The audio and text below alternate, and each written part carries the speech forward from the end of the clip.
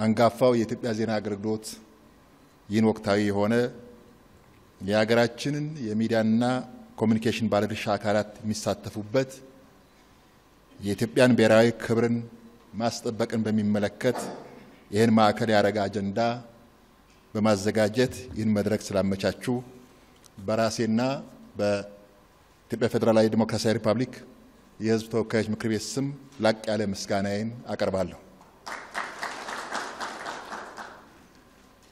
ሁላችንም ኢትዮጵያውያን በተሰማራንበት የሥራ መስክ ሁሉ የሕዝባችንን ጥቅም ማስቀደም የሀገራችንን ብሔራዊ ክብርና ጥቅም ማስጠበቅ ይኖርብናል።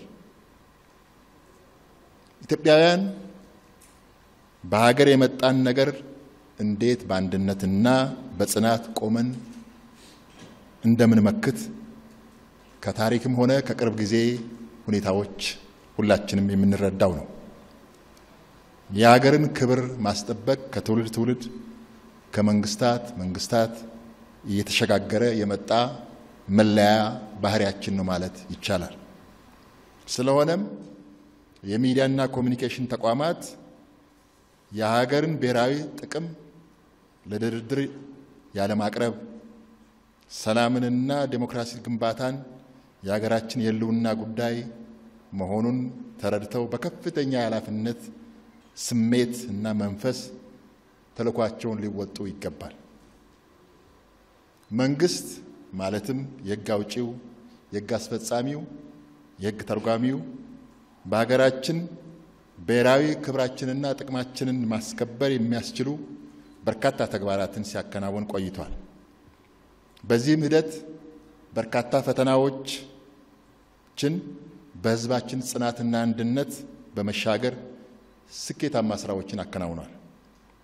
በዚህም ኢትዮጵያውያን በወንድማማችነት እህትማማችነት አንዳችን የአንዳችንን ችግርና ሁኔታ በመገንዘብና በመረዳት በመቻቻል አብረን ከቆምን የሀገራችንን ብልጽግና ማረጋገጥ እንደሚቻል ትልቅ ተስፋ እንዳለ መገንዘብ ይቻላል። ይህን የፈተና የስኬትና የተስፋ ሂደት በጽናት እጅ ለእጅ ተያይዘን መሻገር ይኖርብናል።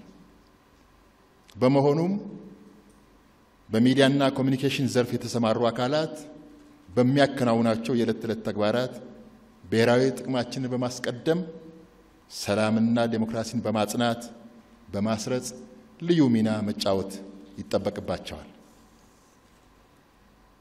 የዲሞክራሲና የነጻነት ልምምዳችንና አስተዳደር አለመዳበር ሰላምን፣ ነጻነትና ሀገራዊ ብሔራዊ ጥቅማችንን እንዳይጎዳ ዲሞክራሲን የማስተዳደር ብቃታችንን መፈተሽ ይገባል። የትኛውንም አይነት ችግሮቻችንን እና የሀሳብ ልዩነቶችን በውይይትና በምክክር በሰከነ መንገድ መፍታት ይኖርብናል።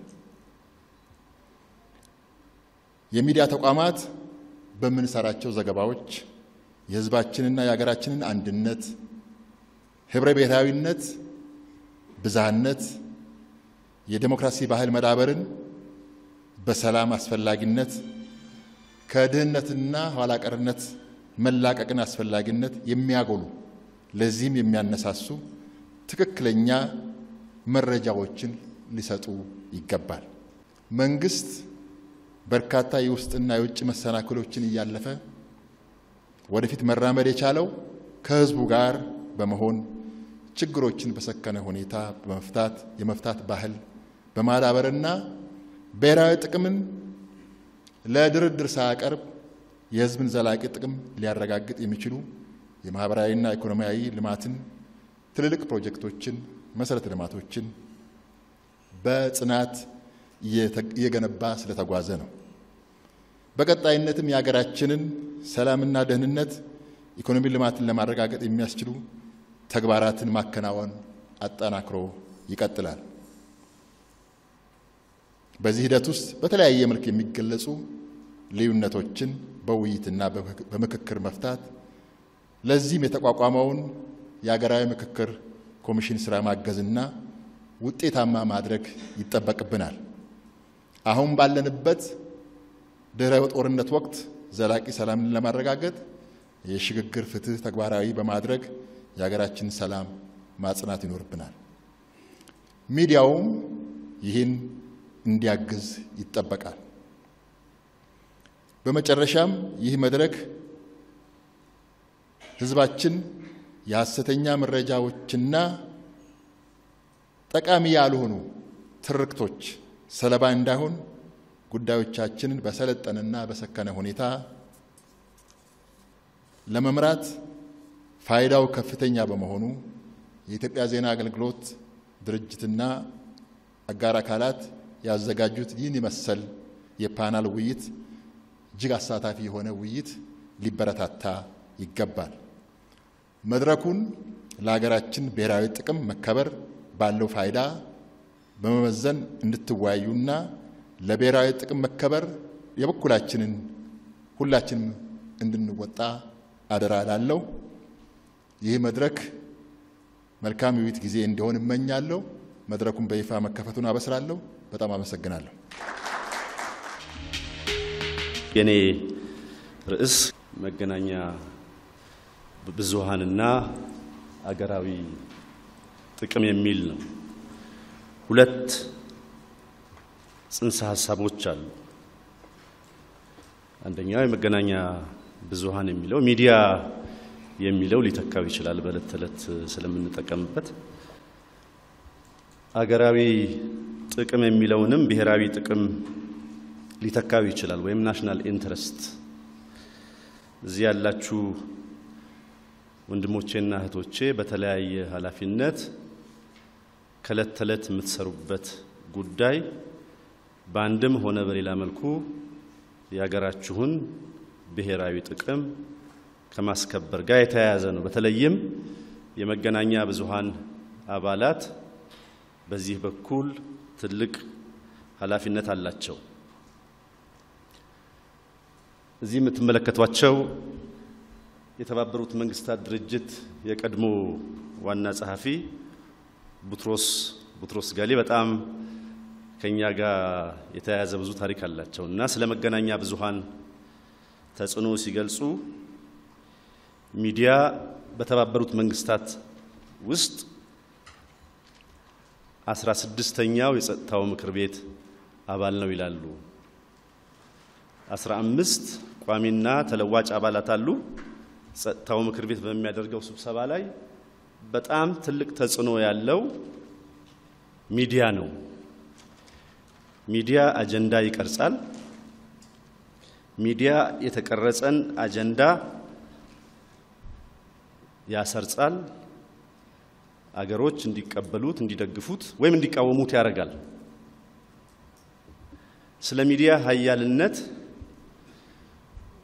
ለመናገር የቅርብ ጊዜ ሰሞነኛውን የኛን ልምድ ማንሳት ይቻላል። ሚዲያ ጭራቅም ጻድቅም ማድረግ ይችላል።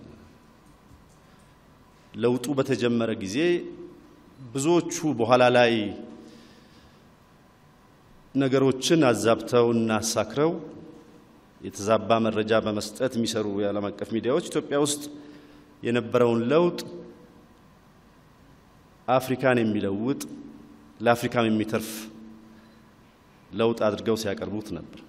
ስለዚህ በተለያየ ወቅት ጭራቅ ማድረግ ይቻላል፣ ጻድቅ ማድረግ ይቻላል፣ ጀግና ማድረግ ይቻላል፣ ፍሪ ማድረግ ይቻላል በሚዲያ።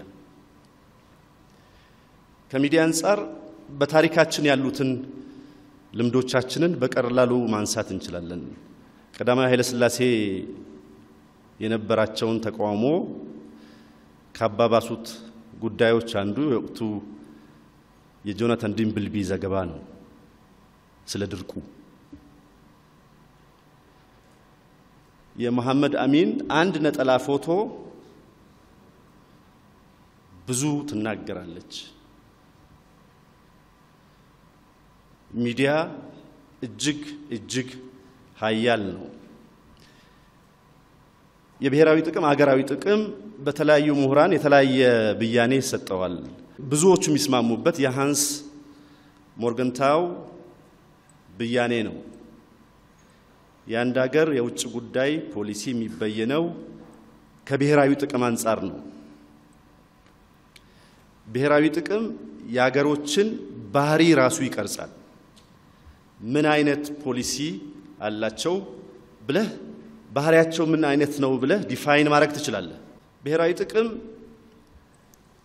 በተዋረድ ሊቀመጥ ይችላል። እዚህ ላይ እንዳሳየሁት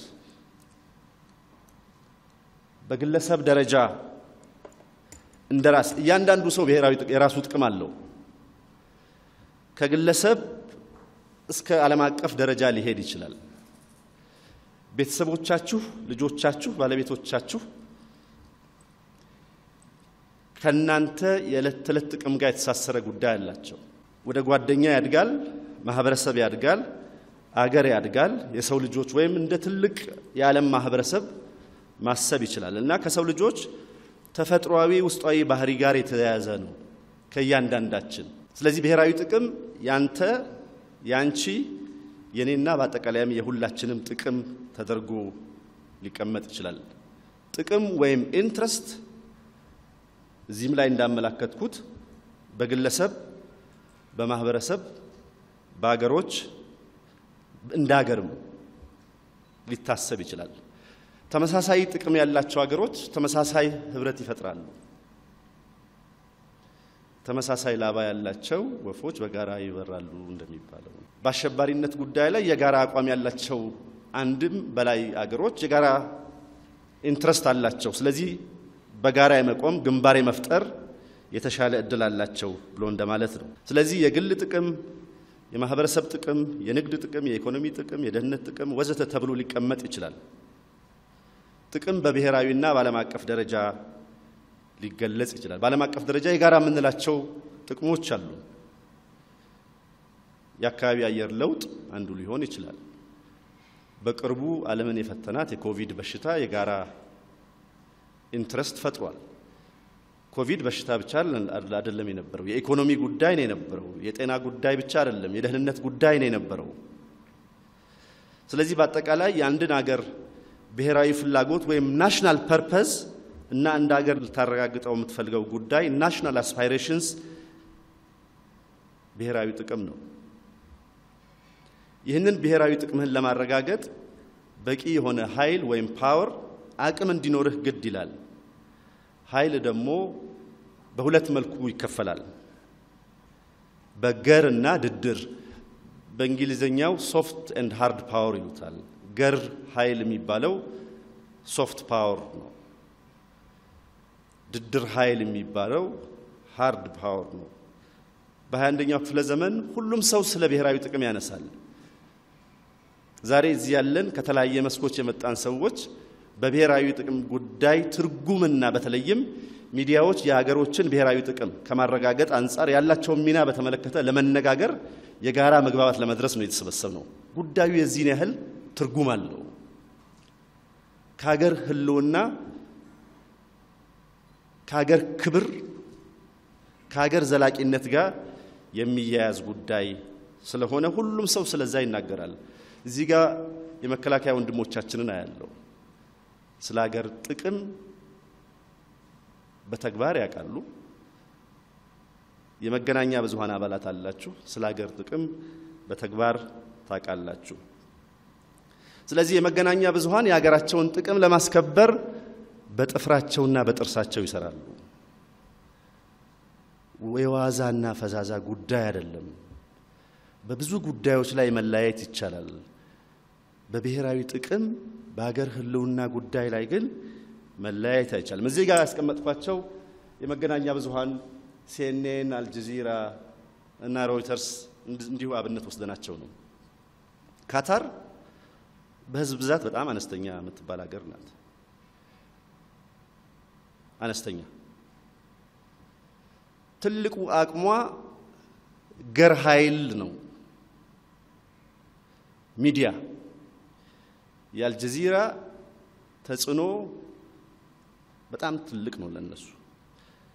ስለዚህ ገር ኃይል ላይ ያተኮረው ይሰራሉ። ሁሉም አቅሙን አይቶ ኮምፓራቲቭ አድቫንቴጁ ወይም ልዕልና ያለበትን ጉዳይ ለይቶ ይሰራል። የዓለም ዋንጫን ሲያዘጋጁ በቅርቡ ኳታርን የመሸጥ ኳታር ውስጥ ያለውን እድል የማሳየት ባለሀብት እንዲመጣ የማድረግ በተለይም ከ5 ዓመት በፊት ከነበረው መነጠል አንፃር ኳታር በሯን እየከፈተች እንደሆነ ማሳየት ይፈልጋሉ። የሲኤንኤንን ሁላችሁም ያያችሁት ነው ባለፈው 2 ዓመት መነሻ መድረሻውም የአሜሪካ ጥቅም ነው። ስለዚህ ብሔራዊ ጥቅም የአንድ ሀገር ህልውና የማረጋገጥ ጉዳይ ነው። የፖለቲካ ስርዓቱን፣ የግዛት አንድነቱን፣ ባህልና ኢኮኖሚውን ያካትታል። በዓለም አቀፍ ደረጃ በሀገሮች መካከል በሚደረግ ግንኙነት ብሔራዊ ጥቅም የግንኙነት መዘውሩ አስኳሉ ነው፣ ማዕከሉ እሱ ነው።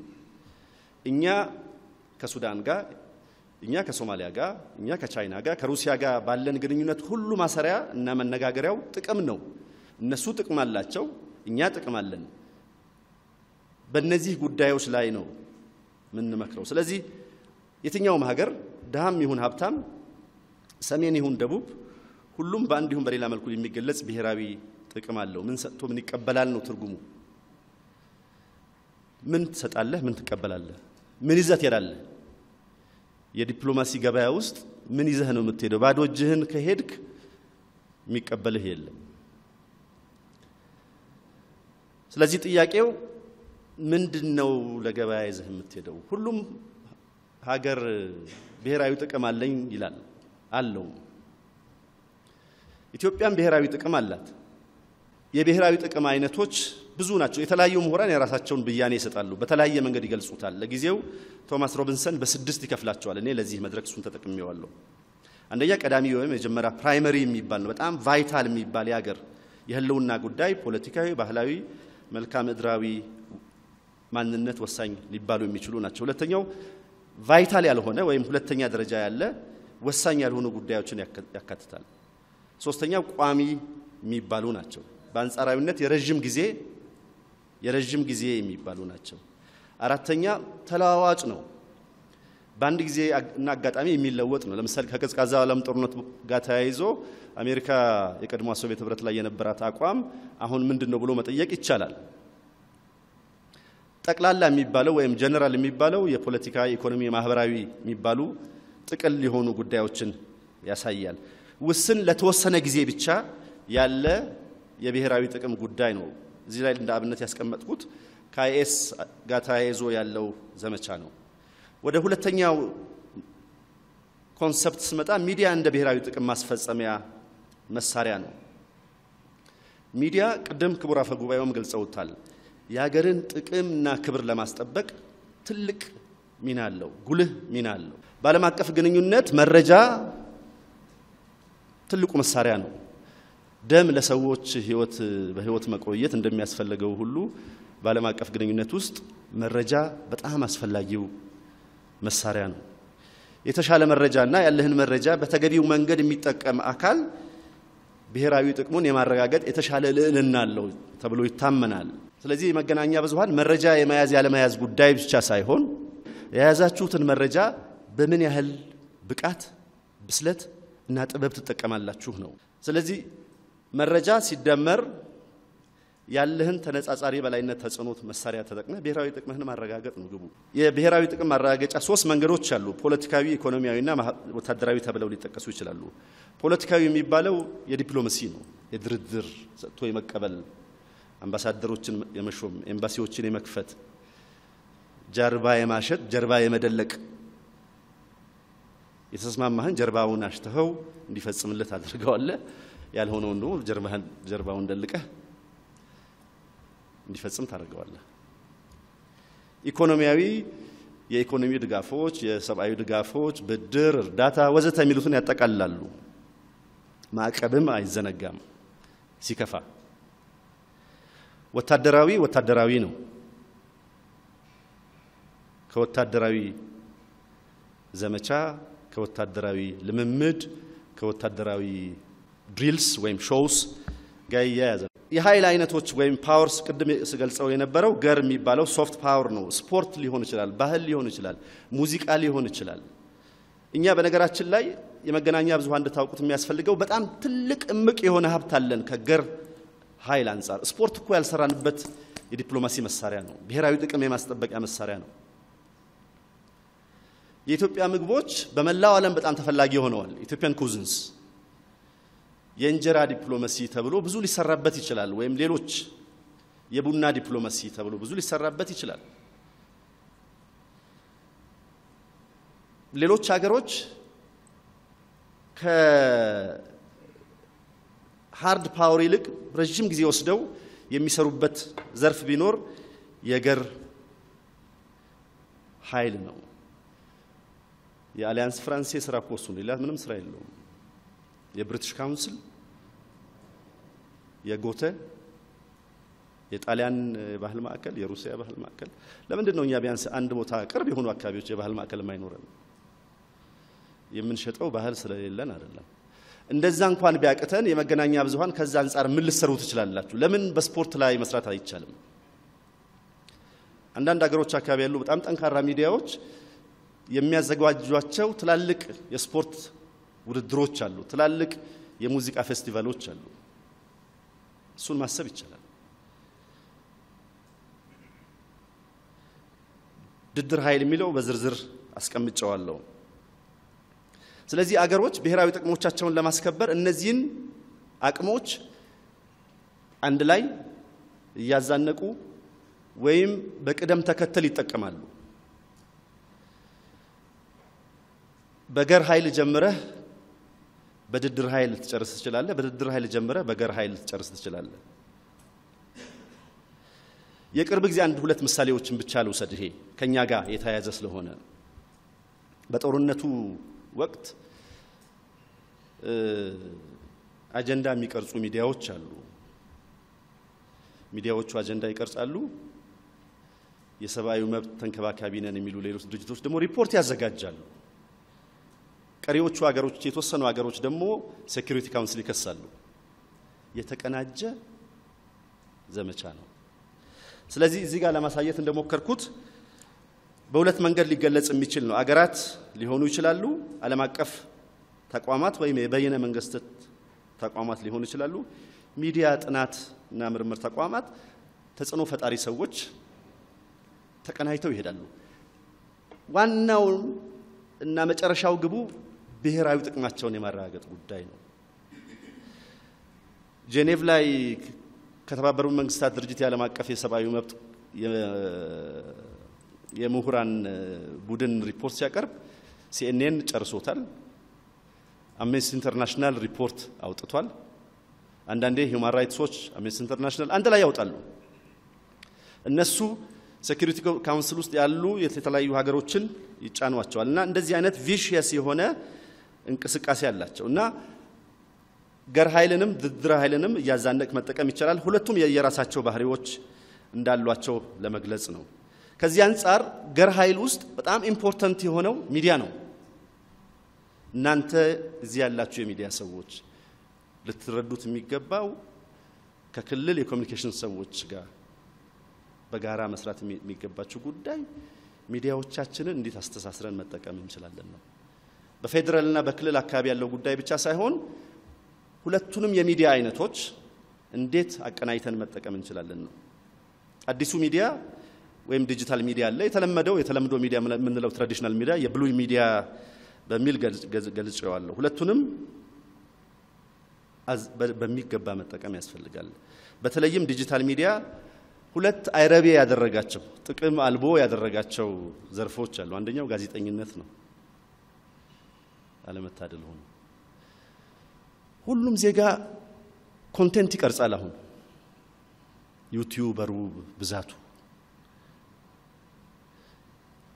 ፊልም ቪዲዮ ያዘጋጃል ዶኩመንተሪ ያዘጋጃል ድሮ መረጃ የመንግስት ብቻ ለልና የነበረው ነበር አሁን ሁሉም ሰው ወስዶታል ሁለተኛው ዲፕሎማሲ ነው አምባሳደሮች የሚሾሙት ኤምባሲዎች የሚከፈቱት መንግስታት እንደራሴዎቻቸውን ልከው በእነሱ በኩል ፍላጎታቸውን ብሔራዊ ጥቅማቸውን ለማስፈጸም ነው አሁን መሪዎች ትዊት ያደርጋሉ አንዱ መሪ ለሌላ መሪ ዋትስአፕ መልእክት ሊልክለት ይችላል መረጃ የአንድን የውጭ ጉዳይ ሚኒስቴር ድረገጽ አጠቃላይ የማህበራዊ ሚዲያ ፕላትፎርሞቹን አንድ ወር ካየህ የዛን መንግስት አቋም ፍላጎት በደንብ መረዳት ትችላለህ ለዚህም ነው መንግስታት ከተለምዶ ሚዲያው ከብሉይ ሚዲያው በተጨማሪ የዲጂታል ሚዲያውን በሚገባ ይጠቀሙታል። የዲጂታል ሰራዊት አላቸው። እውነቱን ውሸት የሚያደርግ ውሸቱን እውነት የሚያደርግ ጻድቁን ጭራቅ የሚያደርግ ለዚህ የተዘጋጀ ሚዲያ ያስፈልገናል። በረቂቅ ደረጃ የሚገኘው ውጭ ግንኙነት ፖሊሲ ሰነድ ላይ እንደተቀመጠውም የአገርን ሉዓላዊነትና ህብረ ብሔራዊነት ማስከበር ነው የጀመረው የኢትዮጵያ ብሔራዊ ጥቅም። የውጭ ግንኙነት ብሔራዊ ጥቅም የማስፈጸሚያ መሳሪያ ነው፣ በራሱ ፖሊሲ አይደለም። የህዝብን ደህንነትና አገራዊ ብልጽግናን ማረጋገጥ፣ ከውስጥ ተጋላጭነትን የመቀነስ ጉዳይ፣ የጸጥታ ጉዳይ፣ የደህንነት ጉዳይ፣ ለዜጎች ዳቦ የማቅረብ ጉዳይ የብሔራዊ ጥቅም ጉዳይ ነው፣ የኢትዮጵያ ጥቅም ጉዳይ ነው። ከሌሎች ሀገሮች ጋር የጋራ ተጠቃሚነት እንዲኖር የማድረግ በዓለም አቀፍ መድረኮች ሰላም እንዲረጋገጥ የማድረግና ለዚህም አስፈላጊውን ድርሻ የመወጣት የኢትዮጵያ ብሔራዊ ጥቅም ነው። ብሔራዊ ጥቅሞቻችንን ከማጽናት አንፃር ያሉብን ፈተናዎች አሉ። የታላላቅ ሀገሮች ጂኦፖለቲካዊ ፍላጎት፣ የአሜሪካ ሩሲያ፣ የአሜሪካ ቻይና፣ እንደዚሁም መካከለኛ ደረጃ ላይ የሚገኙ ሀገሮች ግን መውጣት የሚፈልጉ ኢራን፣ ቱርክ፣ ዩኤኢ፣ ሌሎችም። ሁለተኛው የባለ ብዙ ወገን ዲፕሎማሲ መዳከም ብቻ ሳይሆን ጥርስ አልባነት፣ መልቲላተራል ዲፕሎማሲ ጥርስ አልባ ሆኗል። የተባበሩት መንግስታት ድርጅት መጫወት የሚገባውን ሚና ከመጫወት አንፃር ተገቢውን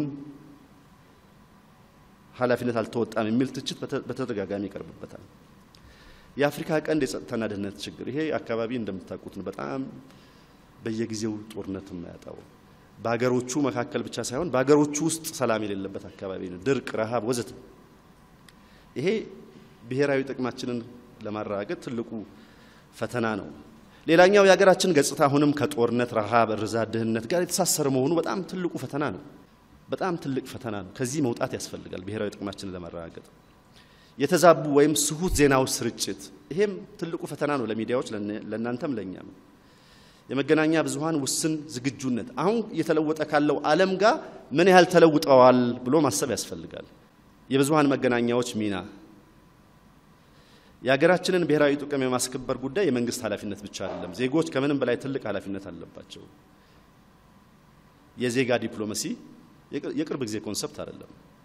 አገሮች ሀዲድ 1 ሀዲድ 2 እያሉም እንደዚህ ይሄዱበታል። ትራክ 1 ትራክ 2።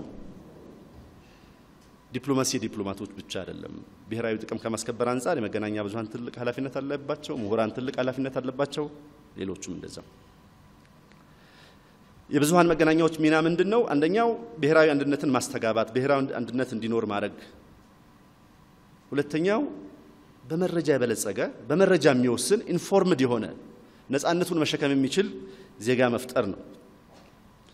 ሶስተኛው የኢኮኖሚ ልማትን ማበረታታት፣ አገራችን ያላትን የኢንቨስትመንትና ቢዝነስ እድሎች ማስተዋወቅ፣ መሸጥ። ህዝቡ ከውጭ ግንኙነት አንፃር መንግስት እየወሰደ ያለውን እርምጃ የማወቅ መብት አለው። መጠየቅ ያስፈልጋል። ፖሊሲዎቻችን በምን ያህል ሁኔታ እየተፈጸሙ ናቸው? የገጠሙን ፈተናዎች ምንድናቸው?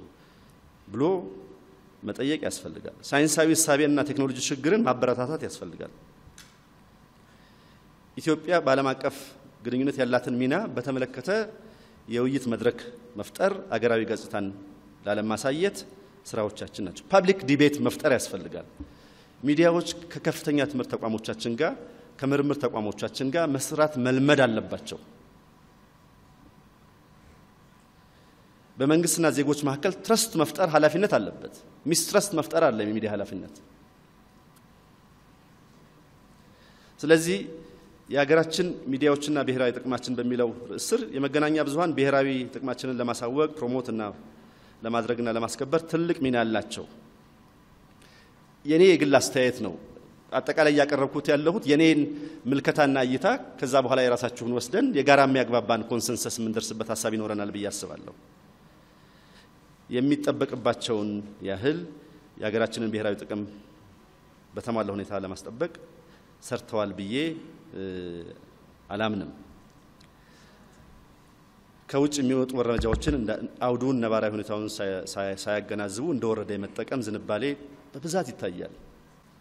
ስለዚህ ጋዜጠኞች የመገናኛ ብዙሃን አባላት የኮሙኒኬሽን ባለሙያዎች የሀገራችንን ጥቅም በደንብ በዝርዝር ማወቅና ይሄንን መተንተን ለዛ የሚመጥን ዝግጅት እና የሚዲያ እንቅስቃሴ እንዲኖር ማድረግ ያስፈልጋል ሚዲያ ፈተና ብዙ ነው አንደኛው መረጃ የማግኘት ነው ዊሊያም ዳግላስ የሚባለው አንድ ዘጋቢ ከመረጃ ምንጩ የተሻለ አይደለም ይላል ማለት መረጃ ምንጭ የሰጠህን ነው የምታገኘው የመንግስት ተቋሞች ዝግነን ሌላኛው ፈተና የማህበራዊ ሚዲያ ያለውን ተጽዕኖ ታሳቢ ያደረገ ሚዲያ አጠቃቀም አለመከተል ነው ግን የችግሮቹና ፈተናዎቹ መንስኤ ናሽናል ኮንሰንሰስ ያለ መኖር ምንግባባቸው ጉዳዮች ውስን ናቸው በሀገር መንግስት ላይ የጋራ መግባባት ያለ መኖር የጋራ ትርክት ያለ መኖር ናሽናል ናሬቲቭ በዲፕሎማሲና ዓለም አቀፍ ግንኙነት መስክ የሰለጠነ ኃይል አለ መኖር የመረጃ እጥረት መፍትሄ አቅጣጫ ብለን ያስቀመጥኩት የጋራ ሴቶችን መፍጠር ያስፈልጋል የጋራ ሴቶችን መፍጠር የጋራ ራዕይ ላይ አተኩሮ መስራት ያስፈልጋል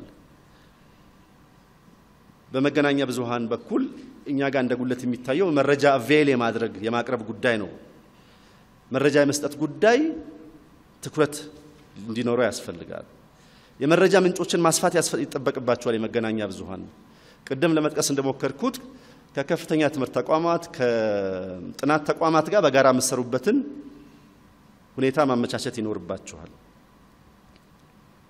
እንደ መውጫ ብሔራዊ ጥቅማችንን ለአደጋ የሚያጋልጡ የውስጥ ተጋላጭነታችንን የሚያባብሱ ጉዳዮችን እልባት ማበጀት አለብን እንደ ሀገር ምንድናቸው የልዩነታችን መንስኤዎች እጣፈንታችን የተለያየ ነው በጋራ መኖር አለብን ይሄን ነገር እኛ አልፈጠር ነው የኔና የናንተ ትውልድ አልፈጠረው ይሄን ነገር ግን በጋራ መለወጥ ይቻላል ለዚህ መንገዱ የኢትዮጵያን ብሔራዊ ጥቅም የማስከበር ጉዳይ ነው ስለዚህ የሀገርን ብሔራዊ ጥቅም በሚገባው ቆ በተለያዩ የፖሊሲ ጉዳዮች ላይ ያስተሳሰብና ያቋም ልዩነት ሊኖር ቢችልም በሀገር ብሔራዊ ጥቅም ላይ የሚዲያ የመሪነት ሚና በጣም አስፈላጊ ነው በጣም አስፈላጊ ነው ቀደም የተባበሩት መንግስታት ድርጅት ዋና ጸሐፊ ቡትሮስ ጋሊ ሚዲያ 16ኛው የጸጥታ ምክር ቤት አባል ነው ብለው ነበር እንደኔ with the advent of social media ከሶሻል ሚዲያ መምጣት ጋር ሶሻል ሚዲያው 17ኛው የጸጥታ ምክር ቤት አባል ነው ብዬ አስባለሁ አመሰግናለሁ እግዚአብሔር ይስጥልኝ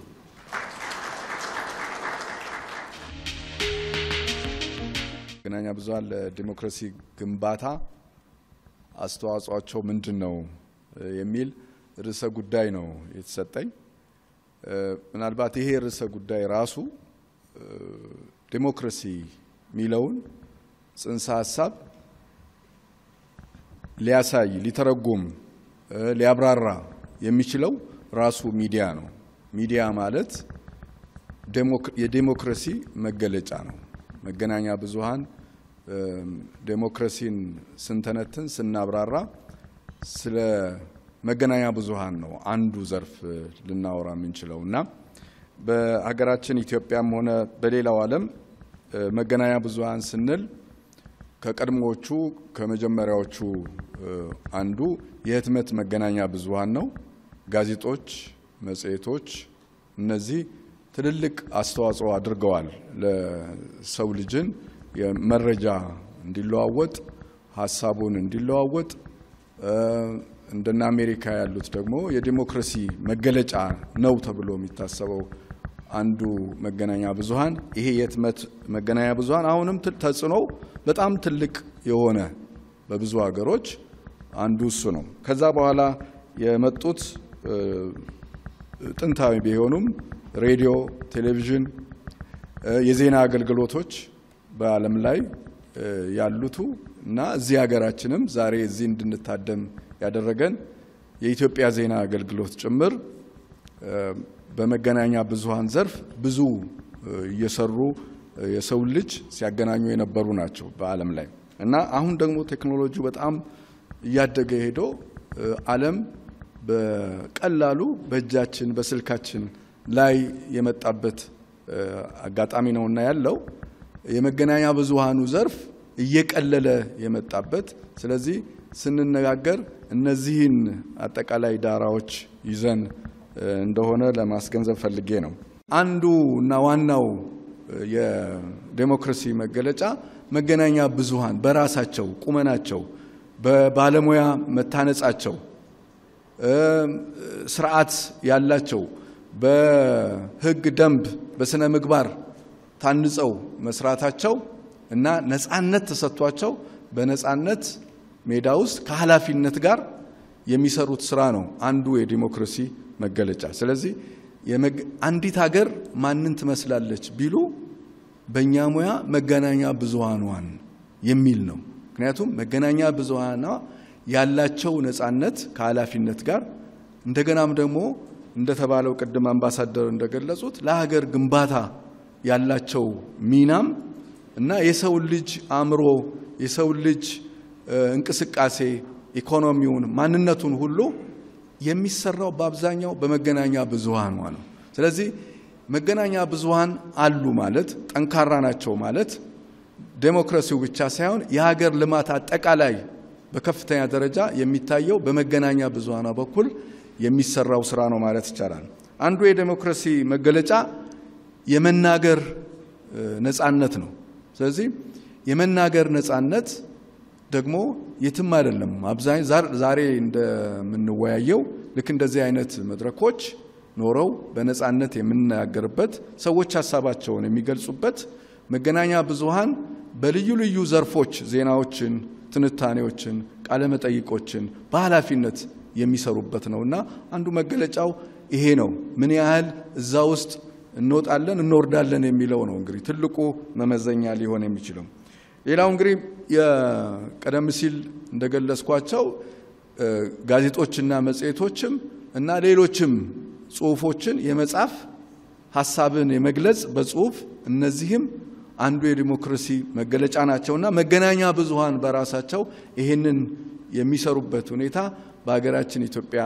ነባራዊ ሁኔታ አሁን ያለንበት የዳራው ምን ይመስላል የሚለውን ሁሉ ስናይ በአገራችን በተለይም ከህትመት መገናኛ ብዙሃን አንፃር ቁጥሩን እንኳን ብናየው ዛሬ ጋዜጦች መጽሔቶች እንብዛም ገበያ ላይ የምናይበት ሁኔታ የለም ምን ያህል ሰው አንባቢ ነው በንባብ ምን ያህል አሳድገነዋል ህብረተሰቡን መገናኛ ብዙሃንን ምን ያህል ይከታተላል የሚለው ከህትመት መገናኛ ብዙሃን አንፃር ስናይ ይሄን ያህል የሄድንበት እርምጃ የለም በጣም አናሳ ነው ማለት ይቻላል በህትመት መገናኛ ብዙሃኑ ዘርፍ ከጊዜ ወደ ጊዜ እያነሱ ሄደው በተለይ አሁን ይሄ ወደ በኋላ መጣበት ከዚህ ከዲጂታል ሚዲያው ጋር በተያያዘ ወደዛ እየተቀየሩ ነው አገራት ግን አሁንም ቢሆን በህትመት መገናኛ ብዙሃን ትልልቅ ተጽዕኖ ፈጣሪ መገናኛ ብዙሃን እዚሁ ከጎረቤት ሀገሮች ሁሉ አምባሳደር ሊረዱኝ ይችላሉ እንደ ኬንያ አይነት ለምሳሌ ዴይሊ ኔሽን ጋዜጣ አሁንም ትልቅ ተጽዕኖ ፈጣሪዎች ናቸው በመገናኛ ብዙሃን ዘርፍ እኛ ሀገር ደግሞ ይሄኛው ከንባብ አጠቃላይ የማህበረሰብ የንባብ እና የጋዜጣ ስርጭት የመጽሔት ስርጭት በጣም በማነሱ ምክንያት ይሄንን ከፍታ ልናመጣ አልቻልንም ሌላው እንግዲህ ዴሞክራሲ አንዱ መገለጫው ለመገናኛ ብዙሃኑ የመረጃ የማግኘት ነፃነት ነው መረጃዎች መገናኛ ብዙሃን ከየት ነው የሚያገኙት ያገኙትንስ መረጃ በአግባቡ ለሚመለከተው አካል ወይም ደግሞ ሙያቸውን በስርዓት እንዴት ነው የሚሰሩበት የሚለው መታየት መፈተሽ ያለበት ነው በኢትዮጵያችን እንደምናየው ብዙ መገናኛ ብዙሃን በተደጋጋሚ ከሚጠቅሷቸው ነገሮች አንዱ የመረጃ የማግኘት ሁኔታ በጣም አናሳ ነው በአገራችን ለመረጃ ክፍት አይደለንም በባህላችንም እና ይሄ ደግሞ ብዙ ሊሰራበት የሚገባ ከትልልቅ የመንግስት ኃላፊዎች የሥራ ኃላፊዎች ጀምሮ እስከ ታችኛው የማህበረሰብ ክፍል መረጃን የመፍራት ያለመናገር በነፃነት ሐሳብን የመግለጽ ይሄ የቆየም ችግር ስለሆነ ሚዲያዎች መገናኛ ብዙሃን ከሚቸገሩባቸው ዘርፎች አንዱ ነው ስለዚህ ለዲሞክራሲያዊ ግንባታ ውስጥ መገናኛ ብዙሃኑ እንደ ልብ እንዳይጓዙ ካደረጓቸው ችግሮችም እሱ ስለሆነ በዚሁ አጋጣሚ ለመግለጽ ነው ሌላው እንግዲህ ዴሞክራሲ አንዱ የመልማት የማደግ በሐሳብ እና በልዩ ልዩ ዘርፎች የመልማት ነውና መገናኛ ብዙሃን ትልቁ ጉዳያቸው አንዱ አእምሮአዊ ልማት ነው ትውልድ የሚታነጸው በቀላሉ ለምሳሌ ሬዲዮኖች ቴሌቪዥኖች በየቤታችን የሚገቡበት አሁን ደግሞ በልዩ ልዩ ዘርፍ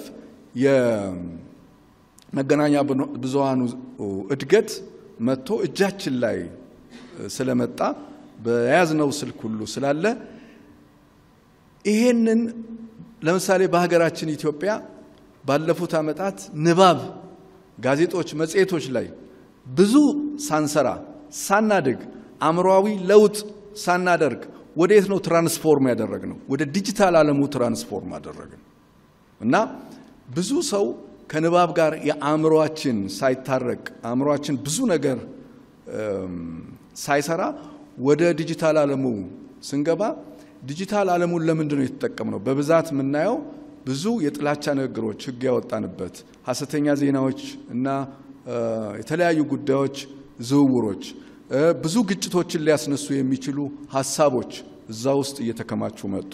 ያ ምንድነው? ትራንስፎርም አላደረግንም። አምሮአዊ ትራንስፎርሜሽን አላደረግንም ወደ ዲጂታል ዓለሙ ስንገባ።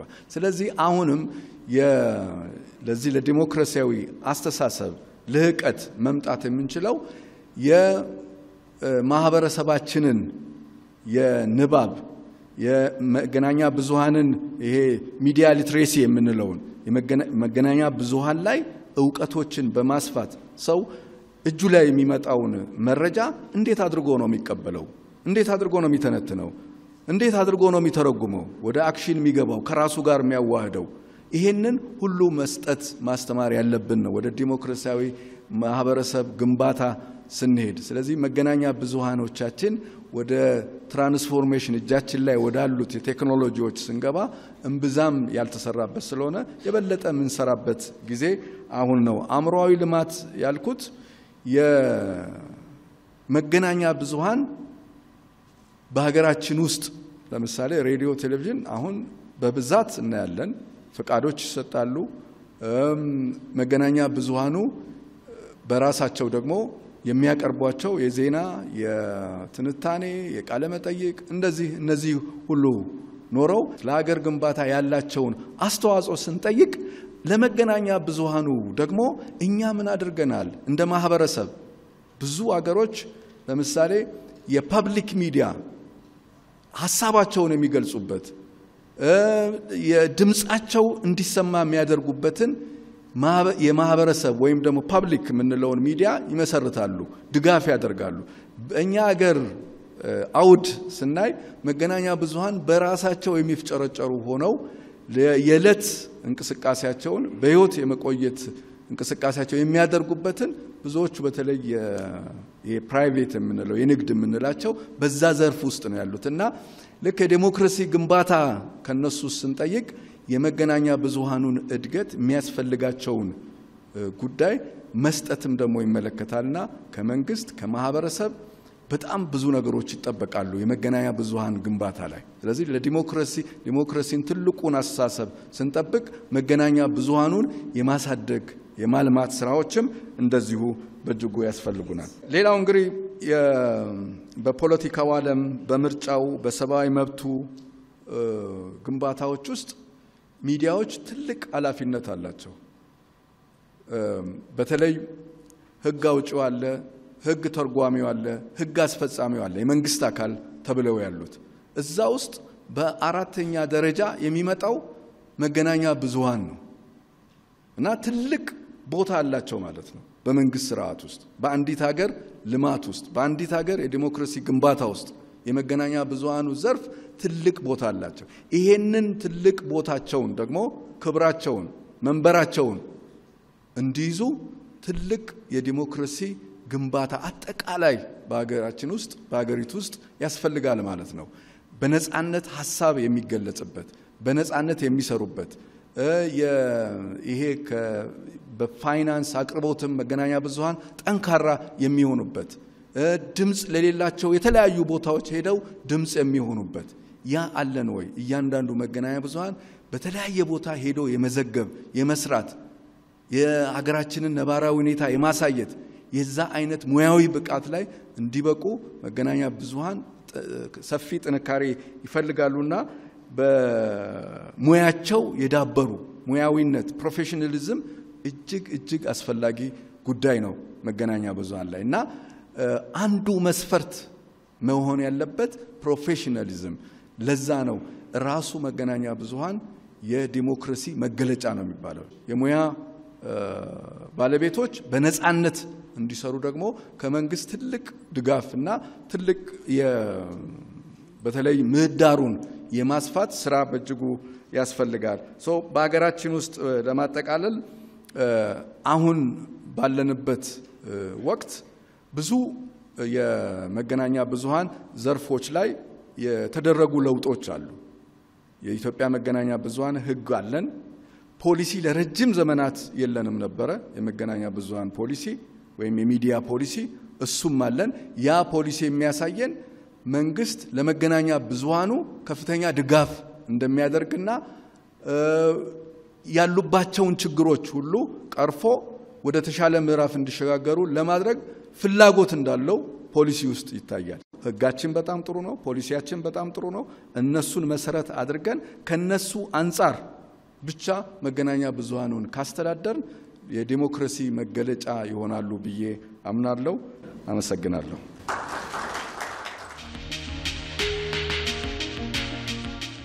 የኔ ርዕስ የመገናኛ ብዙሃንና የሰላም ግንባታ ሂደት በሚል ርዕስ ላይ እንነጋገራለን የመገናኛ ብዙሃንና የሰላም ግንባታ ሂደት እንዴት ይገናኛሉ እያንዳንዳችን ኃላፊነት ምን እንደሆነ በደንብ የተወሰኑ ነጥቦችን በማንሳት ጀምራለሁ መገናኛ ብዙሃን በሰላም ግንባታ ሂደቶች ውስጥ የራሳቸው ሚና በአግባቡ እየተወጡ ነው ወይ እመል ጥያቄ በማንሳት ነው የሚጀምረው በአግባቡ ኃላፊነታችንን እየተወጣን ነው ወይ የሚል ኮንሰፕት ነው ዛሬ ላይ የት ነን በስታንፎርድ ዩኒቨርሲቲ ውስጥ የዲዛይኒንግ ዲፓርትመንት አንድ ምልክት አለች ያ ምልክት you are here ይላል እዚህ ያላችሁ እዚህ ናችሁ ማለት ትርጉሙ ምንድነው ወደ ሌላ ቦታ ለሚሄድ ሰው ነው አቅጣጫ የሚያስፈልገው እንጂ እዚህ ያለውን ሰው አንተ እዚህ ነህ ማለት ትርጉሙ ምንድነው ስለዚህ እውነት አሁን ያለንበት ቦታ ከሚናችን ጋር የሚመጣጠን ወይ ነው የኔ ጥያቄ are you there የሚል ኮንሰፕት ነው ከሚናችን ጋር የሚመጣጠን ስራ እየሰራን ነው ወይ ያንዳንዳችን ይሄንን ጥያቄ መጠየቅ አለብን አንዱ ከተልኳችን አንፃር ምን እየሰራን ነው ሀገር ከመገንባት አንፃር ምን እየሰራን ነው ሚዲያን በተመለከተ ከኔ በፊት የተናገሩት ሁለቱ ሰዎች በደንብ አንስቶታል እኔ ግን አንድ ፖይንትን ለማንሳት ሞክራለሁ ዓለም ላይ 8 ተጽዕኖ ፈጣሪ አካላት አሉ 8 ተጽዕኖ ፈጣሪ አካላት አሉ ሚዲያ ከነሱ አንዱ ነው የመጀመሪያ መንግስት ነው ሁለተኛ ቢዝነስ ነው ሶስተኛ ትምህርት ነው አራተኛ ሃይማኖት ነው አምስተኛ ሚዲያ ነው ስድስተኛ ስፖርት ነው ሰባተኛ አርት ነው ስምንተኛ አሁን ቅርብ ጊዜ ከ3 ዓመት ወዲህ የተጨመረ የሄልዝ ኬር ጉዳይ ነው እነዚህ 8 ተጽዕኖ ፈጣሪ አካላት ዓለም ላይ ገናና ናቸው ዓለም በቀጥታም በተዘዋዋሪም የሰው ልጅን ገቨርን የሚያደርጉ አካላት ናቸው ሚዲያ አምስተኛ ላይ ይገኛል ማለት ነው ከዛ አንፃር ሰላም ምንድነው ብለን ስናስብ የመገናኛ ብዙሃን ሚና በሰላም ግንባታ ውስጥ ምን ፖይንቶችን ማንሳት ያለብን ፖይንቶችን ላንሳ የሰላም ግንባታ ከስያሜው ግንባታ ነው አላለቀም ቢልዲንግ ነው አንደር ፕሮሰስ ነው ከሰላም ጋር የተያዘ ታዋቂው የአሜሪካ ፕሬዝዳንት ወጣቱ ተብሎ የሚጠራው የአሜሪካ ፕሬዝዳንት ጆን ኤፍ ኬኔዲ እንዲላል ሰላም ኢለታዊና ሂደታዊ ነው ኢለታዊና ሂደታዊ ነው ይሄ ማለት ፒስ ኢዝ ኤ ዴይሊ ዊክሊ and monthly process ይላል እንጂ ሰላም አንድ ጊዜ የሆነ ተሰብስቦ የሚመጣ ጉዳይ አይደለም ስቴት ኦፍ ማይንድ ስለሆነ ይሄንን ሰላም ኢለታዊና ሂደታዊ ከሆነ የእያንዳንዳችን ሚና ምንድነው ሁለት ከሰላም ጋር የተያያዙ ተዋናዮች አሉ ከግለሰብ እስከ ተቋም ድረስ ምን እየሰራን ነው? ስለዚህ አንድ ግለሰብ በሰላም ግንባታ ውስጥ ሚናው ትልቅ ነው። ተዋናዮች ነንና እሱን በደንብ ማሰብ ይጠይቃል። ሶስተኛ የሰላም ግንባታ ግብ አለው። ግቡ ምንድነው? የሆነ ሰሞን ጦርነት ከነበረ ከጦርነት በኋላ የሆነ ሰላም ማውረድ እሱ አይደለም። እሱ ፒስ ሜኪንግ ነው የሚባለው። ይሄኛው ፒስ ቢልዲንግ ማለት በእኛም አልተጀመረም፣ በእኛም አያልቅም፣ ወደፊትም ይሄዳል። የሰላም ግንባታ በዛሬ የተጀመረ ሂደት አይደለም፣ ወደፊትም የሚቀጥል ሂደት ነው። ስለዚህ ግቡስ ምንድን ናቸው? ዋና ዋና ግቦች የመጀመሪያ የተረጋጋ ማህበረሰብን መፍጠር ነው። የተረጋጋ ማህበረሰብን መፍጠር ነው። ይሄ ማለት ዛሬ ላይ አንዳንድ ቦታም አብሮ መኖር እስከሚከብድ ድረስ ይታያል። እሱ ጠፍቶ አብሮ ተረጋግቶ የመኖር ዝንባሌዎች መፈጠር። ሁለተኛ ዲሞክራሲን ማረጋገጥ ተነስቷል። ሶስተኛ በየትኛውም ፈተና ውስጥ አብሮ መቆም፣ በየትኛውም ችግር ውስጥ አብሮ ማለፍ ያን ሂደትን በደንብ ያረጋግጣል። ኢትዮጵያና ኢትዮጵያኒዝም የሚባል ፖይንት አለ። ኢትዮጵያኒዝም የሚል ሙቭመንት በሳውዝ አፍሪካ ትራይብ የተጀመረ ኮንሰፕት ነበር። ያ ማለት ከአድዋም በኋላ ከዛም በፊት የኢትዮጵያን ስፒሪት እንቀበልና አፍሪካን አንድ እናደርግ የሚል ኮንሰፕት ነበር፣ ኢትዮጵያኒዝም የሚል ኮንሰፕት። ስለዚህ በየትኛውም ችግር ውስጥ አብሮ መቆም የሚችል ማህበረሰብን መፍጠር የሰላም ግንባታ ዋና ዓላማ ነው። እኩልነት የበላይነትም አይደለም፣ የበታችነትም አይደለም፣ ባርነትም አይደለም። እኩልነት ለሁሉም ማህበረሰብ እኩል ኢንቫይሮንመንትን እኩል ከባቢ ወይም አካባቢን መፍጠር ነው። ከዛ በኋላ ሰው እኩል ይሮጣል ወይ እኩል ያስባል ወይ እኩል ይሰራል ወይ እሱ ሌላ ነው። እኩል ኢንቫይሮንመንትን መፍጠር መቻል ለሁሉም ዜጋ አንዱ የሰላም ግንባታ ዋና ዓላማ ነው። አንዱ ኡጋንዳዊ ወር ታንዛኒያዊ ሰው የተናገረውን ሰምታችሁ እኩልነትን ካላረጋገጥን አንዱ ብቻ ከፍ ብሎ አንዱ ብቻ ዝቅ ካለ አይሆንም።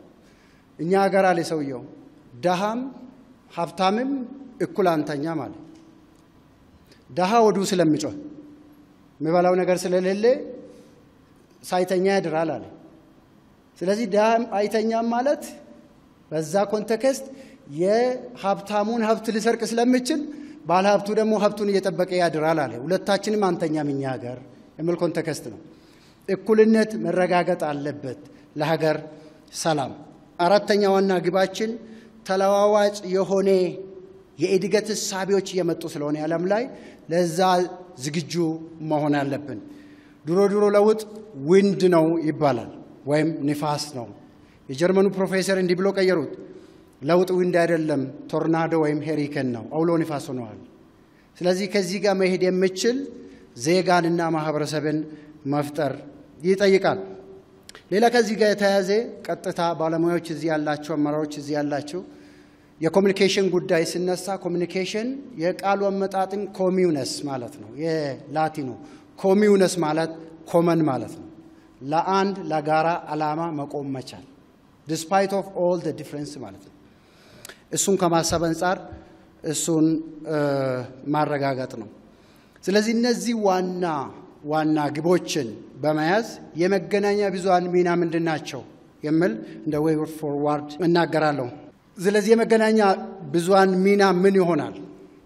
የመጀመሪያው የሰላም ድልድይ የምትገነቡ የጥላቻን ግድግዳ የምታፈርሱ መሆን አለባቸው። በፖለቲካ ይሄ ኮስሞፖሊቲሽያን ይባላል። ይሄ ማለት የሰላም ድልድይ የምትገነቡ የጥላቻን ግድግዳ የምታፈርሱ ሚና እንዳላችሁ ማሰብ። ሁለተኛ ሚዲያ ማኔጅመንት፣ ለሚዲያ ሉጋም ያስፈልገዋል። የማኔጅመንት ቃል አመጣጡ የዱሮ አመጣጡም ቀጥተኛው ትርጉሙ ሉጋም ማለት ነው። ማኔጅመንት ማለት አሁን ለሚዲያዎች ማኔጅመንት ሚዲያ ማኔጅመንት የሚል ጥሩ ኮንሰፕት ስለመጣ እሱን ተግባራዊ ማድረግ ነው። ይሄ ካልሆነ መንገድ የሳተ ሚዲያና መንገድ የሳተ ሲኖትራክ አንድ ይሆናል። አንድ ትልቁ ሲኖትራክ የሚባል መኪና መንገድ ከሳተ ለሰው ማይጠነቀቅም፣ ለሕፃናት ለትናንሽ መኪናዎች አይጠነቀቅም። ሚዲያም አንዴ መንገድ ከሳቴ እንደዛው ይሆናል። ሚዲያ ማኔጅመንት በጣም አስፈላጊ ይሆናል ለሀገር ግንባታ። ሩል ኦፍ ዘ ጌምን ተግባራዊ ማድረግ አውቶሪቲዎች እዚህ ነው ያሉ። እግር ኳስ ዋናው ዳኛ ወደ ሜዳ ሲገባ ኳስን በእጁ ይዞ ነው ወደ ሜዳ የሚገባው። ፊሽካ ከተነፋ በኋላ በእጅ መንካት ማኖ ነው። መጀመሪያ እኮ በእጁ ነው ይዞ የገባው። ሩል ኦፍ ዘ ጌም እንደዛ ነው። ሩል ኦፍ ዘ ጌም ተግባራዊ የማይሆን ከሆነ ስለ ሰላም ግንባታ ማውራት አይቻልም። ከዚሁ ጋር የተያያዘ ሶስተኛ ዓላማ መር ስሜት መር የሚል ኮንሰፕትን ትንሽ መለየትን ይጠይቃል። ማንም ሰው ከስሜት ነፃ መሆን አይችልም። ተቋም ስሜታዊ ሲሆን ግን ያሳዝናል። ሰው ከስሜት ነፃ አይሆንም። ስሜቱን ሊገልጽ ይችላል። በተቋም ደረጃ ግን ስሜታዊ ከሆነን የሰላም ግንባታ አይወራም። እሱም በደንብ ማሰብን ይጠይቃል። አራተኛ መንታ ትኩረት ባይፎካል የሚባል ኮንሰፕት ያስፈልገዋል። መንታ ትኩረት ማለት ዛሬንና ነገን ባላንስ አድርጎ መሄድ ማለት ነው። ዛሬ ላይ ብቻ ትኩረት ከሰጠን ነገ ይረሳል። ነገ ብቻ ምን ከሆነም ዛሬም ይረሳል። ዛሬንና ነገን ባላንስ ስናደርግ ባይፎካል ይባላል። እሱ ለምሳሌ ዛሬ ላይ ብዙ ትውልድ ኢንፎሚኒያ የሚባል በሽታ መጥቷል ቆይቷል ማለት ነው። ኢንፎሚኒያ ማለት ኮቪድ አይደለም። ከኮቪድ በላይ ዓለምን እያስቸገረ ያለ ኢንፎሚኒያ የሚባል በሽታ አለ። ኢንፎሚኒያ ማለት ኢንፎርሜሽን ኦቨርሎድ ማለት ነው። አንድ ሰው ኤፍቢውን ይከፍታል፣ ወደ ላይ ስክሮል ያደርጋል፣ የ20 ሰው ሜሴጅን ያያል፣ ከዛ ይዘጋል። ከ10 ደቂቃ በኋላ አሁንም ይከፍታል ስልኩን ያያል። ከዛስ 40 የሚሆኑ ሰዎችን ዛሬ ሰብስበዋል። በኋላ ትንተና አይሰጥም። ምግብ ራሱ አይበላም ዳይጀሽን ሲስተሙ የማይሰራ ከሆነ። ብዙ ሰው ኢንፎርሜሽኖችን እየሰበሰበ ነው፣ ግን ትንተና መስጠት አይችልም። ከሀገር ግንባታ ጋር ይሄዳል ወይ፣ ከኔ ዓላማ ጋር ይሄዳል ወይ፣ ከህይወቴ ጋር ይሄዳል ወይ ብሎ አያስብም። ኢንፎሚኒያ የሚባል በሽታ ስለገጠመን እሱን ማየት በጣም የሚጠይቅ ይሆናል። አምስተኛ አውንታዊ የሆኑ ትርክቶችን ማስቀደም፣ አሉታዊ ሳይሆን አውንታዊ የሆኑ ትርክቶችን በማስቀደም መሄድ አለብን። ይሄንን ዘ አርት ኦፍ ሬቶሪክ የሚል የአሪስቶትል መጽሐፍ ላይ አይታችሁ ከሆነ ኤቶስ፣ ሎጎስ፣ ፓቶስ ይላል። ከጊዜ አንፃር ዋና ሐሳቦችን ብቻ ልናገር ከኛ ሚዲያ ሁኔታ ጋር ስለሚሄድ። ኤቶስ ማለት አሁን ያለንበትን ኤንቫይሮንመንት ወደ መልካም ነገር መቀየር ይቻላል ወይም አይቻልም? አሁን ያለንበትን ሁኔታዎች ቻሌንጆችም ይሁኑ ችግሮችም ይሁኑ መቀየር ይቻላል ወይም አይቻልም? ይሄ የመጀመሪያው ደረጃ ኤቶስ ይባላል። ዊሉና ካራክተሩ ካለ መቀየር ይቻላል። አሁን ያለውን የሀገር ሁኔታም ቢሆን አሰራር ኤኒ ነገር መቀየር ከተፈለገ ወደ መልካም ነገር መቀየር ከተፈለገ ክሬዲቢሊቲ ያስፈልጋል። ለሚዲያ ክሬዲብል መሆን መቻል አለበት። ሎጎስ ማለት አርጊውሜንት ነው። አርጊውሜንቶች ላይ በጣም ሰው መምጣት አለበትና ፕሮፌሰር እየሰሩ ያሉት አሁን ብዙ ነገሮቻችን የሚያራርቁን ነገሮች የአርጊውሜንቲቭ ኮንሰፕት አይደሉም፣ የኢሞሽን ኮንሰፕቶች ናቸው። አርጊውሜንቴቲቭ መሆን መቻል አለበት። የአይዲዮሎጂዎችም አይደለም። ዓለም ላይ ያሉት ትላልቅ አይዲዮሎጂ የሚባሉት 11 ናቸው። ከሊበራሊዝም እስከ አይዲዮሎጂ ዊዛውት ኢንድ እስከ ፉኪያማ ባሉ እነዚህን ሁሉ አይደለም እኛ ጋር ያጣላን ያለ። እሱንም ማሰብ ይጠይቃል። የመጨረሻው ፓቶስ ነው። ከዚህ ጋር የተያዘው ፓቶስ ማለት መረጃ እንሰጣለን እንጂ ማህበረሰቡ ምን ያህል ተጠቃሚ ሆነ ብለን ሰርተን እናውቃለን? ምን ያህል ፊድባክ አገኘን ማህበረሰቡ ጋር ያለው ስለ ሚዲያ ኔጌቲቭ ነው ፖዚቲቭ ነው? እሱንም መስራት ይጠይቃል። የኔ ሰመሪ በማልኮም ኤክስ ንግግር ለማጠቃለል እሞክራለሁ። ማልኮም ጥቁር አሜሪካዊ ነው። እንዲህ በማለት ይጀምራል። እንግሊዘኛውን የተወሰነ ላንብብ። Media is the most powerful entity on the world. They have the power to make innocent guilty and to make guilty innocent. ንጹህን ጥፋተኛ የሚያደርግ ጥፋተኛን ንጹህ የሚያደርግ ነው። ፓወር አለው፣ ኃይል አለው። ስለዚህ ኃይሉን እንዴት አድርገን እንቀጥል? ዛሬ ላይ ማንሰራ ከሆነ ነገ ላይ ብዙ ነገሮች ይመጣሉ። የሕፃንና የእሳት ቲዮሪ እንዳይገጥመን። እሳትና ሕፃንን አብሮ እንዲኖሩ ብታረጉ መቼም እሳትነቱን ሊተው አይችልም። ሕፃንነቱን መተው አለበት እንጂ ያደገ ብዙ ጊዜ በአንድ ዓመትም በሁለት ዓመትም ከሕፃን ጋር የሚጫወት ሰው ከ10 ዓመት በኋላም ከእሳት ጋር አይጫወትም። ከሕፃንነቱ የወጣ ያደገ ይሄዳል። የኛ ሚዲያ ከዛ ከሕፃን ስቴጅ የወጣ ማደግ መቻል አለበት ኃይል ስላለው። ከዚህ ጋር ሁለት ነጥቦች ብቻ ኃይል አለው። ኃይሉ ነገሮችን የመጠገን ኃይል አለው ሚዲያ። ካልሆነ ኦፖዚቱ ደግሞ የማበላሸት አለ። የሰላም ግንባታ የማይረጋገጥ ከሆነ ነገ ላይ የትውልድ እድል ፋንታ እጣ ፋንታ ይበላሻል። ትውልድ ተበላሸ ማለት አስቸጋሪ ነው። አንድ ዕቃ ቢበላሽ በዕቃ ይተካል። ትውልድ ቢበላሽ 100 ዓመት ይፈጃል። ስለዚህ የሰላም ግንባታ ሲወራ ስለ ትውልድ ነው የሚወራው። ይሄንን ስራ በደንብ መስራት አለብን እና የኛ የሁላችን ሚና ምንድነው? ዛሬ ላይ በአግባቡ ካልሰራን የሁላችን ሚና በአንድ ምሳሌ ለመግለጽ ሞክራለሁ። የሁላችን ሚና አንድ አባት ሰኔ አካባቢ ነው የልጃቸውን ካርድ ቤት ውስጥ አገኙና መቼ ነው ይሄን ካርድ ያቆሸሽከው? ይሄንን ውጤት እንድታመጣ ነው እንዴ? በጣም ለፍቼ አንተን ያስተማርኩት ብሎ ልጃቸውን ይሰድባሉ። በጣም የማይባል ቃላቶችን እያሉ ልጃቸውን ይሰድባሉ። እና ልጃቸው ዳድ እኔ ካርዴን አልወሰርኩም የሚቀጥለው ሳምንት ነው የሚወስደው አለ ልጅ። ታዲያ ይሄ ቆሸሸ ካርድ ይሄ የማይረባ ውጤት የማን ነው አለ ባትየው። ልጁ ምን ብል ጥሩ ነው ዳድ ያንተን የድሮ ካርድ ከሳጥን አውጥቼ ነው አለ ያለው ልጁ። ስለዚህ ዛሬ ላይ ኃላፊነታችን ማንወጣ ከሆነ በአግባቡ ነገ ላይ ይሄ የብሌሚንግ ቲዮሪ የሚባል መተቻቸት የሚል ታሪክ ለትውልድ ጥለን እናልፋለን። እግዚአብሔር ይስጥልን። አንድ 3 አስተያየቶች ናቸው ያሉኝ። የመጀመሪያው አንዱ የመገናኛ ብዙሃን ለብሔራዊ ጥቅም በሚፈለገው ልክ ላለመስራታቸው እንደ ሀገር ግልጽ ሆኖ የተቀመጡ መገናኛ ብዙሃኖች ሊደራደሩ የማይገባቸው ጉዳዮች ተብለው 1 2 3 ተብለው የተቀመጡ ጉዳዮች የሉም። የዌስተርን ሚዲያ ካየን የሊበራሊዝምና የዲሞክራሲ ጉዳዮች ላይ የየትኛውንም ዜና አፍሪካም መተው ይሁን እዛው አሜሪካም ተቀምጠው ከሁለቱ ጉዳዮች ወይንም እነዚህን የዲሞክራሲና የሊበራሊዝም ጉዳይ ኮንትራዲክት የሚያደርጉ ጉዳዮች ላይ ምንም አይነት እንትን አይዘግቡም። ኢቭን መንግስታትን ሲያጠፉም አፍሪካ ውስጥ መተው ሌሎች ሀገራትም መንግስታትን ላይ ሲያወርዱም ሲያጠፏቸውም ከዲሞክራሲና ከሊበራሊዝም ፕሪንሲፕሎች አንፃር ተጻረው ቆሟል የሚል መነሻ ነውና እንደ ሀገር እንደነዚህ አይነት ጉዳዮች አውትላይን ተደርገው መቀመጥ የለበትም ወይ የሚል ነገር ነው ያለ። እንደ ፖሊሲ ሁሉም የውጭ ጉዳይ ፖሊሲ የትምህርት ምናምን እንደዚህ የተበታተኑ ጉዳዮች አሉ። ግን ሊስት ተደርገው 5 ሊሆን ይችላል 6 ሊሆን ይችላል በእነዚህ ጉዳዮች ላይ ሊሰሩባቸው የሚገቡ ሊደራደሩባቸው የሚገቡ ጉዳዮች ተብሎ ለመገናኛ ብዙሃን መሰጠት የለበትም ወይ የሚል ነገር አለኝ። ሁለተኛው የአንዱ መሰረታዊ ችግር ከመገናኛ ብዙሃን እየተጠበቀን ያለ ነው ያልሰጠናቸውን ጉዳይ ነው። ባልሰጠናቸው ጉዳይ ነው እየወቀስናቸው ያለውና የመንግስት አስፈጻሚ አካላት በእጁ ያለውን መረጃ የመስጠት ግዴታ አለበት።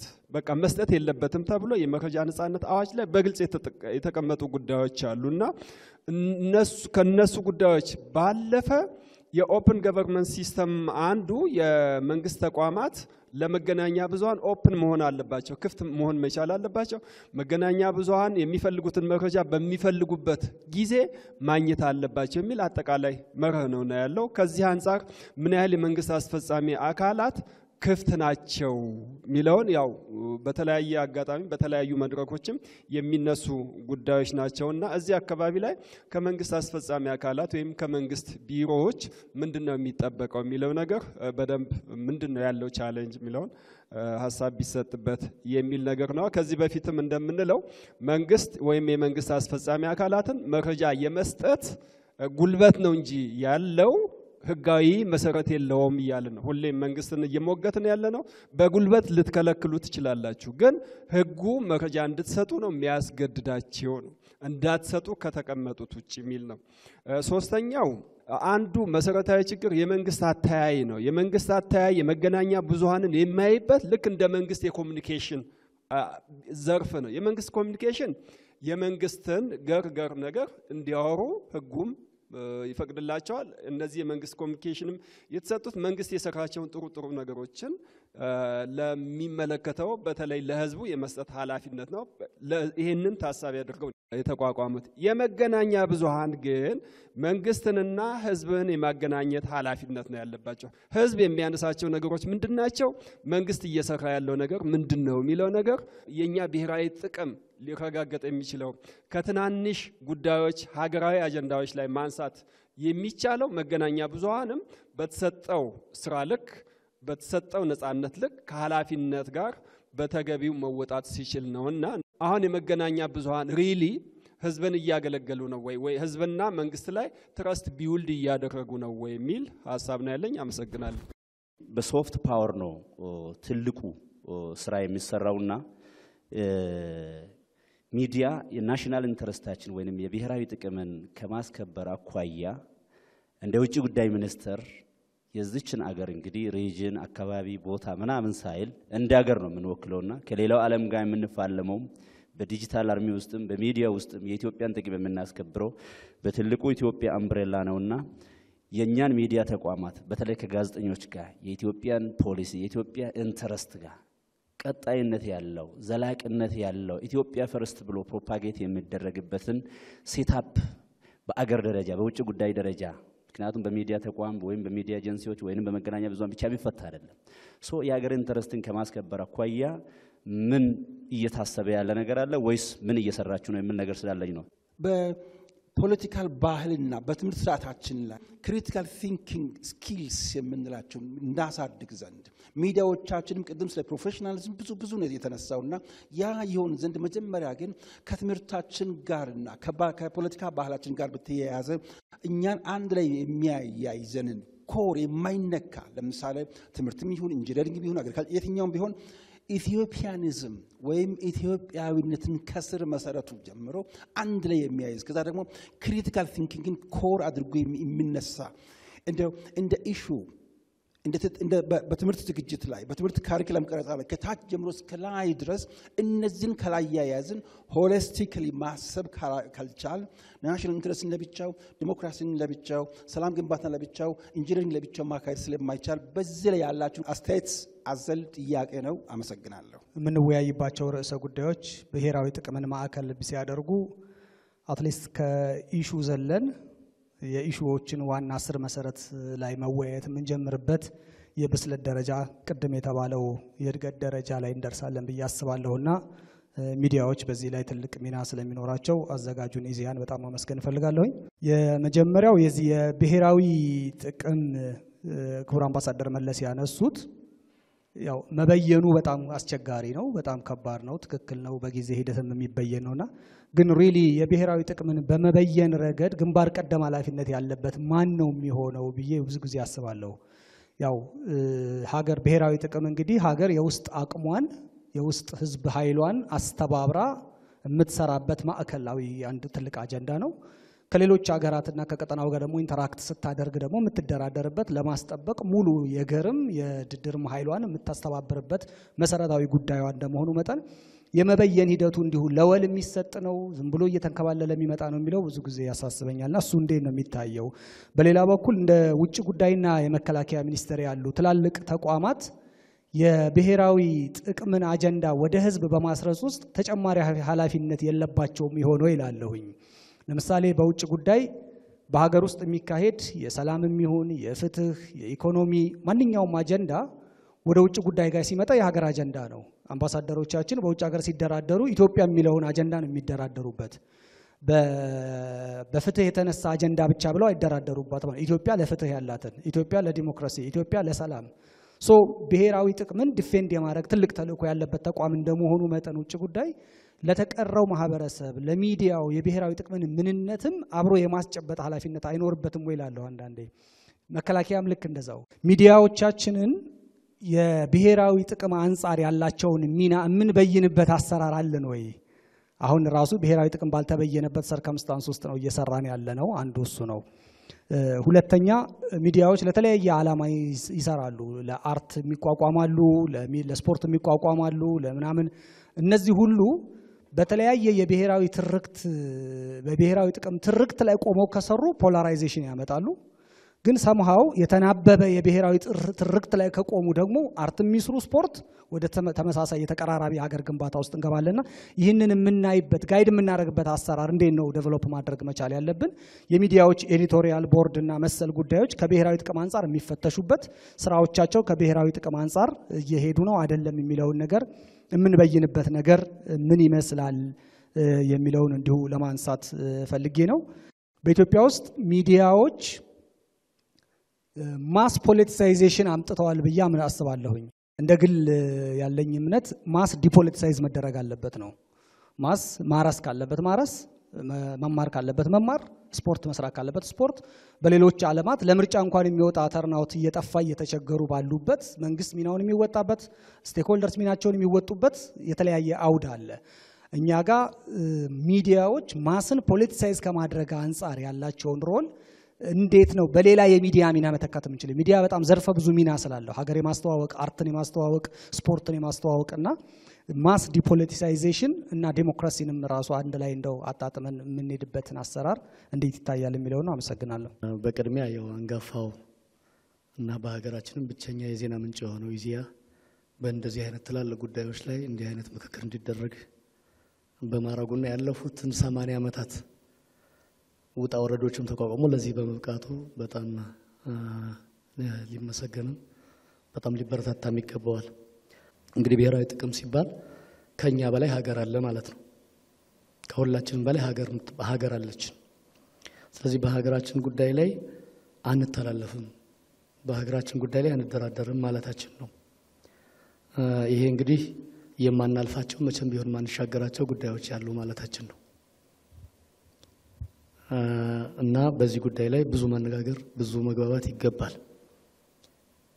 ዜጎች ሀገራቸውን ከሚጎዳ ድርጊት እንዲቆጠቡ ማለት ነው ብቻ ሳይሆን የሀገራቸውን ጥቅምም ፕሮሞት እንዲያደርጉ መስራት ይገባናል ማለት ነውና በዚህ በኩል ብዙ መስራት አለበት። ምናልባት የኔ ጥያቄ ከዚህ አንፃር በተለይ እርስዎ የሚመሩት ውጭ ጉዳይ ሚኒስትር ምን እየሰራ ነው? በእርግጥስ በብሔራዊ ጥቅሞቻችን ዙሪያ መግባባት ላይ ደርሰናል ወይ? እና በዚህ ረገድ ውጭ ጉዳይ ሚኒስትር በተለይ ብሔራዊ ጥቅሞቻችን ዜጎቻችን አንድ ባንድ እንዲያውቋቸው እና ለሱ መስዋዕት እንዲሆኑ ለሱ ዋጋ እንዲከፍሉ በማድረግ ረገድ ምን እየሰራ ነው? ምንስ ውጤት ተገኝቷል? በእርግጥስ የተግባባንባቸው ጉዳዮች የሉም ወይ? እኔ ያሉ ይመስለኛል። በብዙ ጉዳዮች ላይ ተግባብተናል። ለምሳሌ በሉዓላዊነት ጉዳይ ላይ ሁሉም ኢትዮጵያዊ ይግባባል። ሉዓላዊነታችን በተነካ ጊዜ ሁሉም ይነሳል። ይሄ አንድ የብሔራዊ ጥቅማችን መገለጫም ልንጠብቀው የሚገባ ሀብትም ይመስለኛል። በሌሎች ጉዳዮች ላይ እንዲህ አይነት መግባባት እንዲፈጠር ከስር መስራት አይገባም ወይ? አሁን ሀገራዊ የምክክር ኮሚሽኑን እየጠበቅን ነው ሁላችንም እና እሱ እስኪሆን ድረስ ስራ መስራት የለበትም ወይ? በየትኛውም ቦታ ኢትዮጵያ ፈርስት እንዲሉ እና እንዲዘምቱ ማድረግ የለብንም ወይ? በዚህ ረገድ ምን አስተያየት አለዎት የሚል ሀሳብ አለኝ። ከዲሞክራሲ አንፃር ያው ዲሞክራሲያችን ገና በልምምር ላይ ያለ በጣም ብዙ ተግዳሮቶችም ያሉበት ነውና ሚዲያ የሚጫወተው ሚና ቀላል አይደለም፣ የታወቀ ነው። ነገር ግን ሚዲያዎቻችን አሁን ካለባቸው ችግር ወጥተው በእርግጥ ስለ ዲሞክራሲ ግንባታ አስተዋጽኦ ማድረግ ይችላሉ ወይ በሚለው ጉዳይ ላይ ትንሽ ብንነጋገርበት፣ እግረ መንገዱንም የራሳቸውም የውስጥ ችግር እንደተጠበቀው ነው። ብዙ ፈተናዎችም አሉባቸው። ያው ውድድር ይጠይቃል፣ ተወዳዳሪ መሆን ይጠይቃል። ተወዳዳሪ ለመሆን ደግሞ ካፒታል ይፈልጋል። እሱ ብቻ ሳይሆን ቴክኖሎጂ ይፈልጋል። በዚህ ረገድ የሚጠይቀውም ሀብት ግዙፍ ነው። ከትላልቆቹ ሚዲያዎች ጀርባ ያለው ሚስጥር እኮ ቴክኖሎጂና ካፒታል ነው እና ሰው ነው።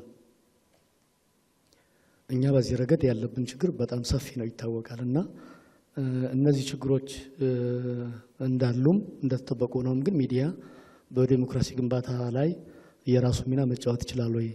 ምንድነው ያለበት ተግዳሮት የሚለው ላይ ጋዜጠኛ ጥበቡ ትንሽ ሀሳብ እንዲሰጡ ፈልጋለሁ። የመጨረሻው ከሰላም አንፃር ያው የሁሉ ማጠንጠኛ ሰላም ነው። ይሄ ሁሉ የሚሳካው ሰላም ሲኖር ነው። ስለዚህ እኔ ከሁሉም ምን ታስቀድማለህ ቢባል ሰላም እላለሁኝ። ከሰላም በኋላ ነው ዲሞክራሲም ብሔራዊ መግባባት የሚመጣው እና ሰላማችን ቢፈታተኑ በጣም ብዙ ችግሮች አሉ።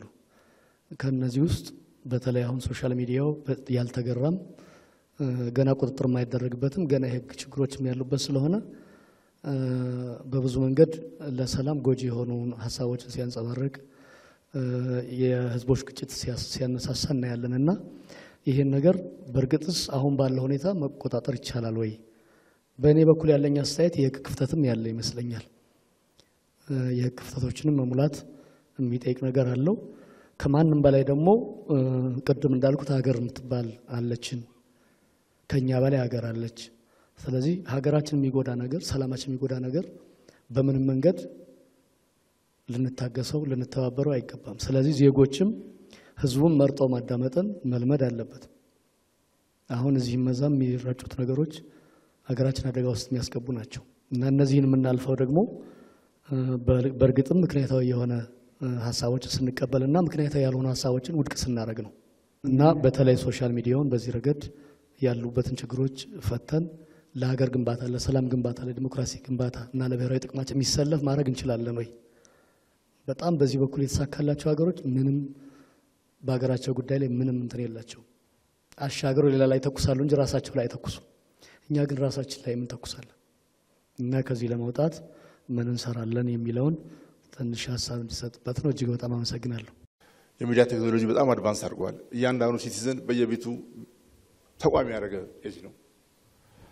ተጠያቂነትና ኃላፊነት በሌለበት መልኩ የትኛውም ኢንፎርሜሽን ከየትኛውም ኮርነር ከየትኛውም ጥግ ኢቭን ኔምለስ እና ፌስለስ ሆኖ ይሰራጭበት የሚገባ ኤጅ ላይ ሚኒስትሪ ሚዲያውን ኢምፓወር ማድረግ በጣም ኃላፊነት የሚገባው አካሉ ተግባር ይመስለኛል። ሚኒስትሪ ሚዲያው ሌላው ዓለም ላይ ፕራዮሪቲ ለሚኒስትሪ ሚዲያው ነው። የኒው ሚዲያ ፕላትፎርሞች የሚኒስትሪ ሚዲያው ፕላትፎርሞች ናቸው፣ ኖት ኢንዲቪጁዋልስ። ዜጎች መጀመሪያ ተነስተው የሀገራቸውን ትልቅ ሚዲያ ነው በሞባይላቸው የሚመለከቱት። በየትኛውም የሶሻል ሚዲያ ፕላትፎርም ሚኒስትሪ ሚዲያው ነው ፕሬዘንስ ያለው፣ ኢንዲቪጁዋልስ አይደሉም፣ ወይ ደግሞ ጥቃቅን ግሩፖች አይደሉም። ይሄ የሚሆነው ሚኒስትሪ ሚዲያው በጣም ኢምፓወርድ ሲሆን ነው። ሚኒስትሪ ሚዲያው ኢምፓወርድ ሆነ ማለት ፕላትፎርሞቹ እሱ ራሱ ይጠቀምባቸዋል። ቤታችን እንዳለው ቴሌቪዥን እጃችን ያለው ስልክ የሚኒስትሪ ሚዲያውን ኢንፎርሜሽን ማግኛ ይሆናል። አሁንም እዚህ ጋር የሚመጣው ምንድነው? የሚኒስትሪ ሚዲያውን ኒው ሚዲያ ዘርፍ ካፓሲቲ ማድረግ ነው። አሁንም ይሄ ለሚዲያዎች ብቻ የሚተው አይደለም። በኒው ሚዲያው ላይ ሚኒስትሪ ሚዲያው ኃላፊነት የሚሰማው ሌጋል ሪስፖንሲብል የሆነው ሚዲያ ሞር ኢምፓወርድ እንዲሆን አሁንም ድጋፍ ይፈልጋል። የሳይበር ድጋፍ ይፈልጋል፣ የቴክኖሎጂ ድጋፍ ይፈልጋል፣ የጥበቃ ድጋፍ ይፈልጋል እና በዚህ ረገድስ ከናሽናል ኢንተረስት አኳያ ሀገራዊ ጥቅምን ከማስከበር አኳያ ሚዲያ ፕሮፐር ሚናውን እንዲጫወት እነኚህ ሰፖርቶች ከሚመለከታቸው አካላት ሁሉ ሊቀርቡ የሚችሉ ሰጀሽኖች የላችሁም ለማለት ነው። አመሰግናለሁ። የብሔራዊ ጥቅም እና ሀገራዊ ጥቅም ጉዳይ ሲነሳ ብዙዎቻችን ይህንን ጉዳይ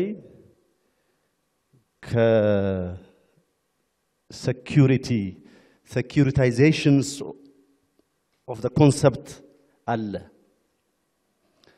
ከሰላም እና ደህንነት ጋር ብቻ የማስተሳሰር ጉዳይ አለ። እሱ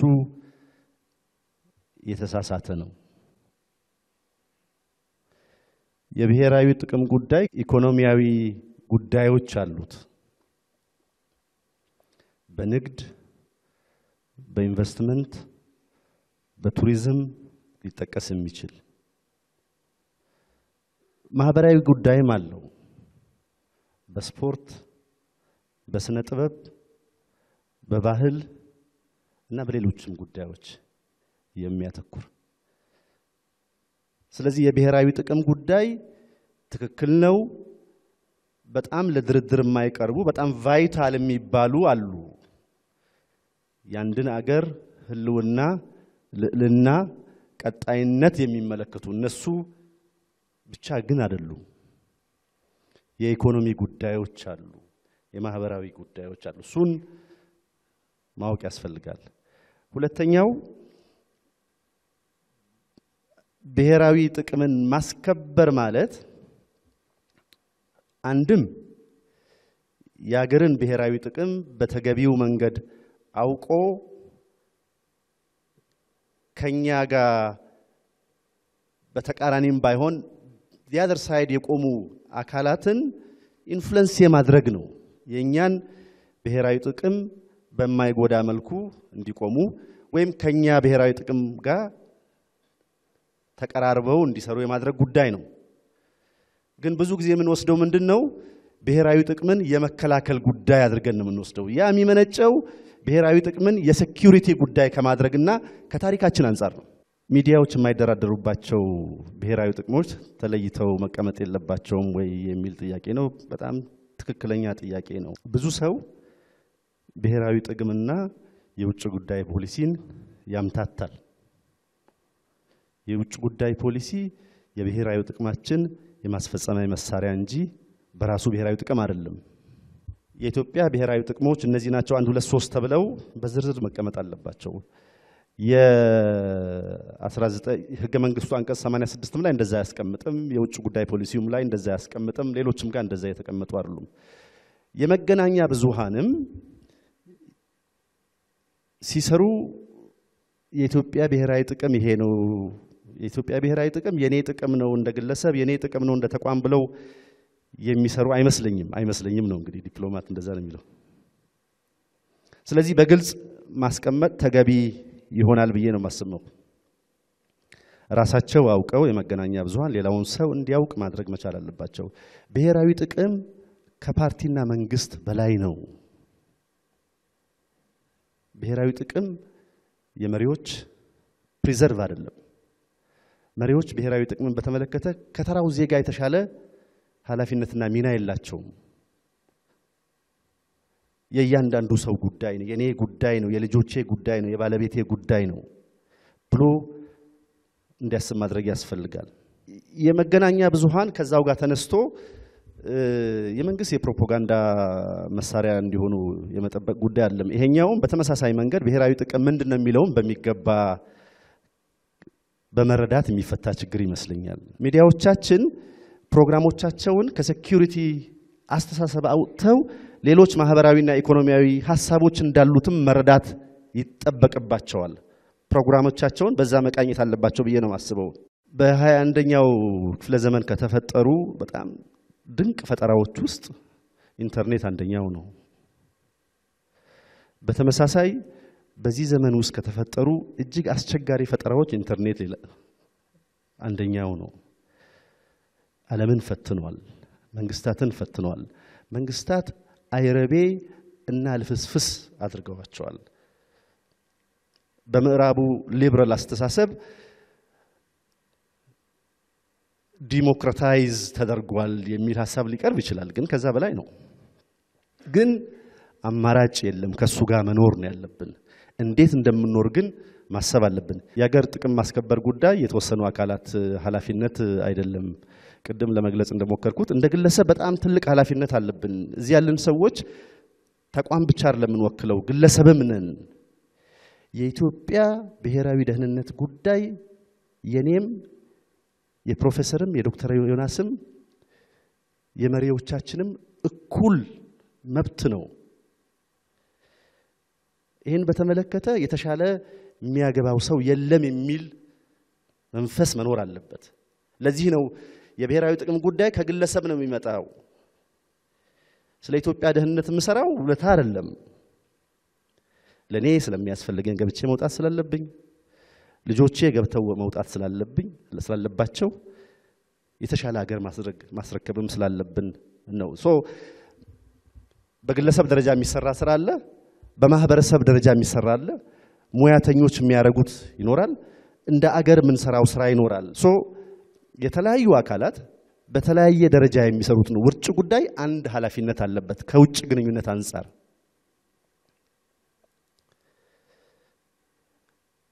ብሔራዊ ጥቅም ላይ ለምሳሌ ከጎረቤቶቻችን ጋር ምን እየሰራን ነው እሱ መታሰብ አለበት ከጎረቤቶቻችን ጋር ያሉን ጉዳዮች በውይይት ለመፍታት በመሰረተ ልማት ለመተሳሰር የተሻለ ገበያ ለመፍጠር ከዛ ሸገር ካሉ ሀገሮች ደግሞ ኢትዮጵያን የኢንቨስትመንት ተደራሽ ለማድረግ የገበያ አማራጮች ለመፈለግ በዓለም አቀፍ መድረኮች ኢትዮጵያ የተሻለ ቦታ የማግኘት የታሪክም የሞራልም መብት አለን። 65% የሚሆነው ወጣት ትውልድ መያዝ በራሱ ትልቅ ሀብት ነው። ኢትዮጵያ ትልቅ ሀገር ናት ስንል በዚህ ምክንያት ነው። ዜጋው ለምንድነው ያገር ራስ የነበረች ኢትዮጵያ ያገር ጭራ የሆነች ብሎ እንዲያመው የማድረግ ኃላፊነት የመገናኛ ብዙሃን ኃላፊነት ብቻ አይደለም። የውጭ ጉዳይ ሚኒስቴርም የመከላከያ ሚኒስቴርም የእያንዳንዱ ዜጋ ኃላፊነት እንደሆነ መረዳት ያስፈልጋልና ከብሔራዊ ጥቅም መጠበቅ ጋር የውጭ ጉዳይ ሚኒስትር ሮል ወይም ሚና ሁሉም አንድ ነው። ሁሉም የመንግስት ተቋም እያንዳንዱ ዜጋ ኃላፊነት አለበት። የዲጂታል ሚዲያ ላይ ለዛም ይመጥን ዝግጅት ያስፈልገናል። ለዘመኑ የሚመጥኑ ዘመኑን የሚያዋጁ መገናኛ ብዙሃን እንዲኖሩን መስራት ያስፈልጋል። ዜጎች የሀገራቸው አምባሳደሮች እንዲሆኑ ይሰራል። በነገራችን ላይ ትልቁ ዲፕሎማሲ የዜጋ ዲፕሎማሲ ነው። ዜጎች ናቸው አምባሳደሮች። ሀገራቸውን ለማስተዋወቅ የሀገራቸውን ገጽታ ለመገንባት ዜጎች የማይተካ ሚና አላቸው። ይሄ ዝም ብሎ ባህል አይደለም፣ በተግባር አይተነዋል። እኛ የኢትዮጵያ ብሔራዊ ጥቅም እንዲከበር በውጭ ያሉ ኢትዮጵያውያን ምን አይነት ተአምር እንደሰሩ አይተናል። በጣም ቮካል ከሚባሉ የውጭ ያሉ ዳያስፖራዎች ውስጥ አንደኛው የኢትዮጵያውያን ነው። በነገራችን ላይ ስሪላንካ በጣም ቮካል እንደሆነ ይነገራል። ሲሪያ በጣም ቮካል እንደሆነ፣ ኢራን በጣም ቮካል እንደሆነ ይነገራል። ግን የኢትዮጵያውያን በጣም የባሰ ነው። ስለዚህ እሱን ለበጎ መጠቀም ይቻላል፣ ለልማት መጠቀም ይቻላል፣ ብሔራዊ ክብርን ለማስጠበቅ መጠቀም ይቻላል፣ ሉዓላዊነትን ለማስጠበቅ መጠቀም እንደሚቻል በተግባር ያየን ይመስለኛል። ትልቁ ነገር እስከዛሬ ብሔራዊ ጥቅምን ከማረጋገጥ አንፃር በሁሉም ሚዲያ ይሰራል፣ ምንም አልተሰራም የሚል ሐሳብ የለኝም እኔ። እንደዚህ አይነት ሙግትም ውሃ የሚቋጠር አይደለም። በተበተነ መልኩ የሚሰራውን ስራ ግን ወደ አንድ ሰብሰብ አድርጎ በእውቀት ላይ የሚሰራ ስራ እንዲሆን ለማድረግ ብሔራዊ ጥቅማችንን በደንብ ዲፋይን ማድረግ ያስፈልጋል። እያንዳንዱ ሰው እንዲያውቀው፣ እያንዳንዱ ተቋም እንዲያውቀው ማድረግ ያስፈልጋል። እንደዛ በማድረግ ነው ኢትዮጵያን ማሻገር የሚቻለው። ብዙ ጊዜ በመገናኛ ብዙሃን ዘርፍ የሚጠቀሰው አንዱ ችግር እና እንደ ዋናነት የሚታየው የመረጃ የማግኘት ነፃነቱ አለ፣ በህግ አለ፣ ተደንግጓል። ነገር ግን በተለያዩ መስሪያ ቤቶች በተለያዩ በኃላፊነት ደረጃ ላይ ያሉ ሰዎች ባለስልጣናት አንደኛ እነሱም ማግኘት መገናኛ ብዙሃኑ ብዙ ጊዜ አይችሉም። ከዛም ደግሞ መረጃውንም ለማግኘት ያው መገናኛ ብዙሃን የወዳዊነት ባህሪ ያላቸው ወዲያው ዜናን የመስራት የመተንተን ወቅቱን የዋጀ ነውና የሚሆነው የማዘግየት ችግሮችም አሉ፣ የመከልከልም አሉ፣ ያለ መስጠትም አሉና ይሄንን ትልቅ ስራ መስራት ያስፈልጋል ብዬ አስባለሁ። ለምሳሌ የኮሙኒኬሽን ቢሮዎች መረጃ የሚሰጡ እያንዳንዱ መስሪያ ቤት የራሱ የሆነ ኮሙኒኬተር ቢኖረው በቀላሉ ወዲያው ማግኘት ይቻላል። ብዙዎቹ ደግሞ ድረገጾቻቸው በጣም የቆዩ ናቸው። አንድ ፖስት የተደረገ ነገር እንኳን ከወራት በፊት እንደዚህ የተደረገ አንዳንዱ እንደውም አመትም እንደዚህ ሊፈጅበት ይችላል እና በቀላሉ መረጃዎችን የማግኘት ችግር ነው ያለው። ከዛ ውጪ መገናኛ ብዙሃኑ ራሳቸው ባለሙያዎቹም ለዚህ ችግር ተባባሪ ይመስሉኛል። ለምሳሌ ደወልን ስልክ ሊነሳ አልቻለም ከሚል መልስ መውጣት አለባቸው። ጉዳዩ ራሱ አጀንዳ መሆን አለበት። መረጃ አለማግኘት አጀንዳ ሆኖ ያ ተቋም ያ ባለስልጣን ያንን መረጃ ባለመስጠቱ ምክንያት የሚፈጠረውንም ችግር መገናኛ ብዙሃኑ ባለሙያዎቹ ማሳየት አለባቸው እና የዛ ድክመት አለ። በቃ ማለት ሞከርን አልተሳካም ብቻ ተብሎ መታለፍ ያለበት አይመስለኝም እና ያንን መስሪያ ቤት ያ ጉዳይ የህዝብ አጀንዳ ነው፣ የህዝብ ጉዳይ ነው። ያን ባለስልጣን እዛ ቁጭ ያለው እንዲያገለግል ነው፣ ህዝብን መረጃ እንዲሰጥ ነው። ይህንን መረጃ ባለመስጠቱ ደግሞ የተፈጠረውን ችግር ማሳየት በደንብ አጀንዳ አድርጎ መስራት ከመገናኛ ብዙሃኑ ይጠበቃል። ያ ከመገናኛ ብዙሃን አንፃር ድክመት አለ። የመረጃ የሚሰጡ ተቋማት መኖር አለባቸው የሚል እምነት ነው ያለኝ። የኢትዮጵያ መገናኛ ብዙሃን ራሳቸው አሁን የመመራው የኢትዮጵያ መገናኛ ብዙሃን ባለሙያዎች ማህበር አለ። የኢትዮጵያ መገናኛ ብዙሃን ምክር ቤት አለ። እንደገና ደግሞ ተቆጣጣሪው አካል የኢትዮጵያ መገናኛ ብዙሃን ባለስልጣን አለ። ሌሎችም ተቋማት አሉ ከመገናኛ ብዙሃን አንፃር የሚሰሩ እና የኢትዮጵያን የመገናኛ ብዙሃን ራዕይ ቪዥን አጠቃላይ ኮሌክቲቭ የሆነውን ቪዥን ማስቀመጥ በጣም ይጠበቅብናል። ባለፉት ረጅም ዓመታት የሀገራችንን የመገናኛ ብዙሃን ዘርፍ እንቅስቃሴ ስናይ ምንድነው ያገኘናቸው የተሻሉ ነገሮች? ምንስ ሉዝ አድርገናል? መገናኛ ብዙሃኑ ራሳቸው የት ነው የደረሱት? ለምሳሌ 1980ዎቹ አጋማሽ አካባቢ 84 85 የግል ባንኮችና የኢትዮጵያ ነፃ ፕሬስ እንኳን የሚባሉት አንድ ላይ ነው ስራ የጀመሩት። በቃ የግል ባንኮች ሲወራላቸው የነፃ ፕሬሶችም እንደዛ ሲወራላቸው፣ ዛሬ የግል ባንኮች ሰማይ ጠቀስ ህንፃዎች ባለቤት የብዙ ቢሊዮን ብር ባለቤቶች ሆነው ነው ያሉት በኢኮኖሚ። መገናኛ ብዙሃኑን ደግሞ ስናይ የነበሩት የሉም። ሁሌ አዳዲስ ሚዲያ ነው የሚመጣው። ጠንካራ ሚዲያ በፋይናንስ ጠንካራ የሆነ በሐሳብ ጠንካራ የሆነ መገናኛ ብዙሃን አላገኘንም፣ አላመጣንም። ያ ከብዙ የውስጣዊና የውጫዊ ችግሮች አሉት። ውጫዊው የመንግስት ጫና በብዛት ለረጅም ዓመታት በኢትዮጵያ መገናኛ ብዙሃን ላይ ነበረ እና በዛ ምክንያት አገራዊ አጀንዳውን ሴት ለማድረግ የሚችልበት ቁመና ላይ ሊመጣ አልቻለም የኢትዮጵያ መገናኛ ብዙሃን። ስለዚህ ለምሳሌ 25 ዓመት የሆነው የኢትዮጵያ መገናኛ ብዙሃን ነፃነት 2009 ላይ 25 ዓመቱን ጨርሷል ብዬ ነው ማስበው። ይሄ ከዛ በኋላ ያለው ሁለተኛው ጄነሬሽን ወይም ሁለተኛው ትውልድ ነው። ስለዚህ ይሄኛው ትውልድ ቢያንስ ከ2009 በኢትዮጵያ አቆጣጠር ጀምሮ ያለው የባለፈውን ችግር ተረድቶ በጋራ ኮሌክቲቭ የሆነ አጀንዳ መፍጠር አለበት። ሀገራዊ አጀንዳ የኢትዮጵያ መገናኛ ብዙሃን በ5 ዓመት ውስጥ የት መድረስ አለባቸው? ሀገራዊ ጉዳያቸው እንደ ኢትዮጵያን የቱ ጋር ማየት ይፈልጋሉ? ምንስ ሊያደርጉ ይፈልጋሉ? የሚለው በጋራ ብዙ ስራዎች ይፈልጋል። ይሄ እዚህ ተቋማት የጠቀስኳቸው ተቋማት ብቻ ሳይሆን መንግስትም፣ ማህበረሰብም፣ ዩኒቨርሲቲዎችም በርካታ ዩኒቨርሲቲዎች በዚህ ስኩል ኦፍ ጆርናሊዝም ዲፓርትመንቶች አሏቸው። እነሱ ሁሉ እንዲህ አይነት ነገሮችን የመቅረጽ ቀርጸው የማሳየት ለውይይት እንደዚህ አይነት መድረኮች ላይ ቢቀርቡ የበለጠ አጀንዳ ሴት እያደረጉ የተለያየ ዘርፍ የስፖርትም ይሁን የኪነ ጥበብም ይሁን የፖለቲካል አናሊሲስ የኒውስም ይሁን የመገናኛ ብዙሃን ዘርፉ እነዚህ በእያንዳንዱ ዘርፍ ውስጥ ግን አገራዊ አጀንዳ ሴት የማድረግ ብቃት ቁመና ሊያመጡ ይችላሉ ብዬ አስባለሁ። ኢትዮጵያኒዝም የሚለው አስተሳሰብ እኔ ተማሪዎች ዩኒቨርሲቲ ውስጥ ሲገቡ ብቻ አይደለም እናገኛቸው። ከስር ጀምሮ ከኬጂ ጀምሮ የተገነባ ዕውቀት ነው ዩኒቨርሲቲ ላይም የሆነ ቦታ የሚደርሰው። መገናኛ ብዙሃን ላይም የሚደርሰው የግድ ዩኒቨርሲቲ ስለተማረ ብቻ ሳይሆን ማንነቱ ተገንብቶ መምጣት ያለበት ከስር ጀምሮ ነው።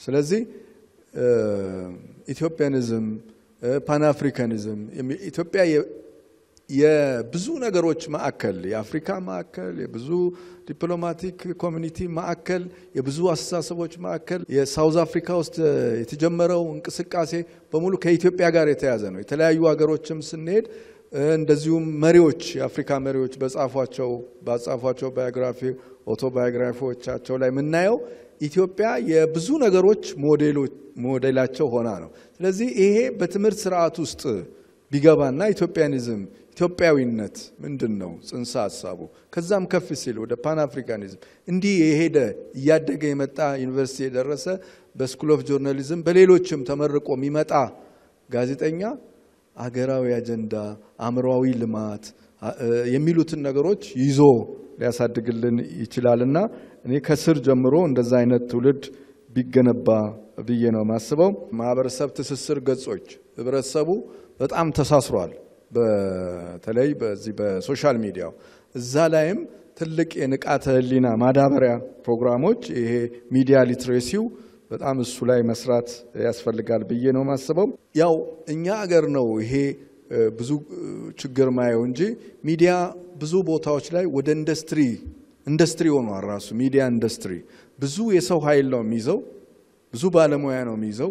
ጋዜጣውም መጽሔቱም ሬዲዮ፣ ቴሌቪዥኑ አሁን ደግሞ ያለው ማህበረሰብ ትስስር ገጾችም ብዙ ባለሙያዎችን ይይዛል።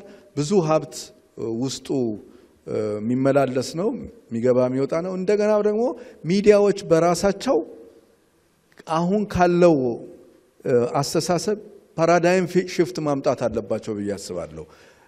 ብዙ ሰዎች ሚዲያ ጋር የሚመጡት ማስታወቂያ አስነግረው ድርጅታቸው እንዲተዋወቅላቸው ሀብት ንብረት እንዲያፈሩ ነው።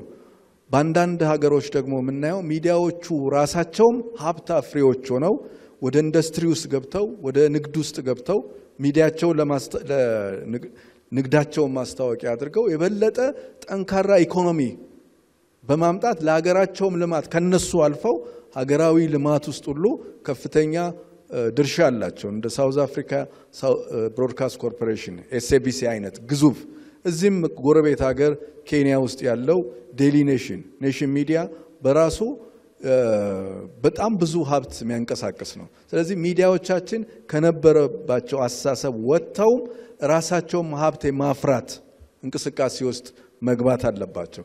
ሌላው መንግስት ራሱ የተለያዩ የፕሮሞሽን የማስታወቂያ በጀቶች አሉት። እነዚህን በጀቶች ፌርሊ በሆነ መንገድ ህጋዊ ለሆኑ ሚዲያዎች ማስተላለፍም አለበት። እንደየሜሪታቸው እነዚህ ማስታወቂያዎች እነዚህ የፕሮሞሽን ወጪዎች ለተለያዩ መገናኛ ብዙሃን ቢሄዱ ይሄ ውጫዊ የሆነው ችግራቸው ፋይናንሻሊ ስትሮንግ ያልሆኑበትን ጉዳይ ማጠንከር ይቻላልና ወደ ሀገራዊ ልማት መግባት ይችላሉ። ራሳቸውም ጠንክረው አንዱ የፋይናንስ ችግር ስለሆነ ብዬ ነው ማሰበው። ሚዲያዎቻችን በአሁኑ ወቅት ለረጅም ዓመታት የነበሩትን በተለያየ የፖለቲካ አጀንዳ አራማጆች ይሄ ምንድነው ማህበረሰብ አንቂ በሚባሉ ሰዎች ውስጥ ቡድናዊነት፣ ብሔርተኝነት እንደዚህ እየገነገኑ መተው ሚዲያውን ራሱ ወደ መቆጣጠር ሄደው ሚዲያው ካለበት ተልኮ ወጥቶ ለሌሎች አጀንዳ የሆኑ ሚዲያዎችም አይተናል። ስለዚህ ፕሮፌሽናሊዝም፣ የሙያ ባለቤትነት፣ ሚዲያን ሊደርሺፕ፣ ሚዲያን እነማን ናቸው የሚመሩት፣ በምን መርሆች ነው የሚመሩት የሚለው ሁሉ መታየት አለበት። እሱ ደግሞ ቢያንስ ሚዲያ ሞጋች ማንም ሰው መጥቶ የሚያርፍበትና እንደ ቱቦ የተባለውን ነገር ማስተላለፍ ብቻ ሳይሆን አጣርቶ የሚያስተላልፍ ይሄ ፓሮቲዝም እንደ ፓሮት የተባለውን ብቻ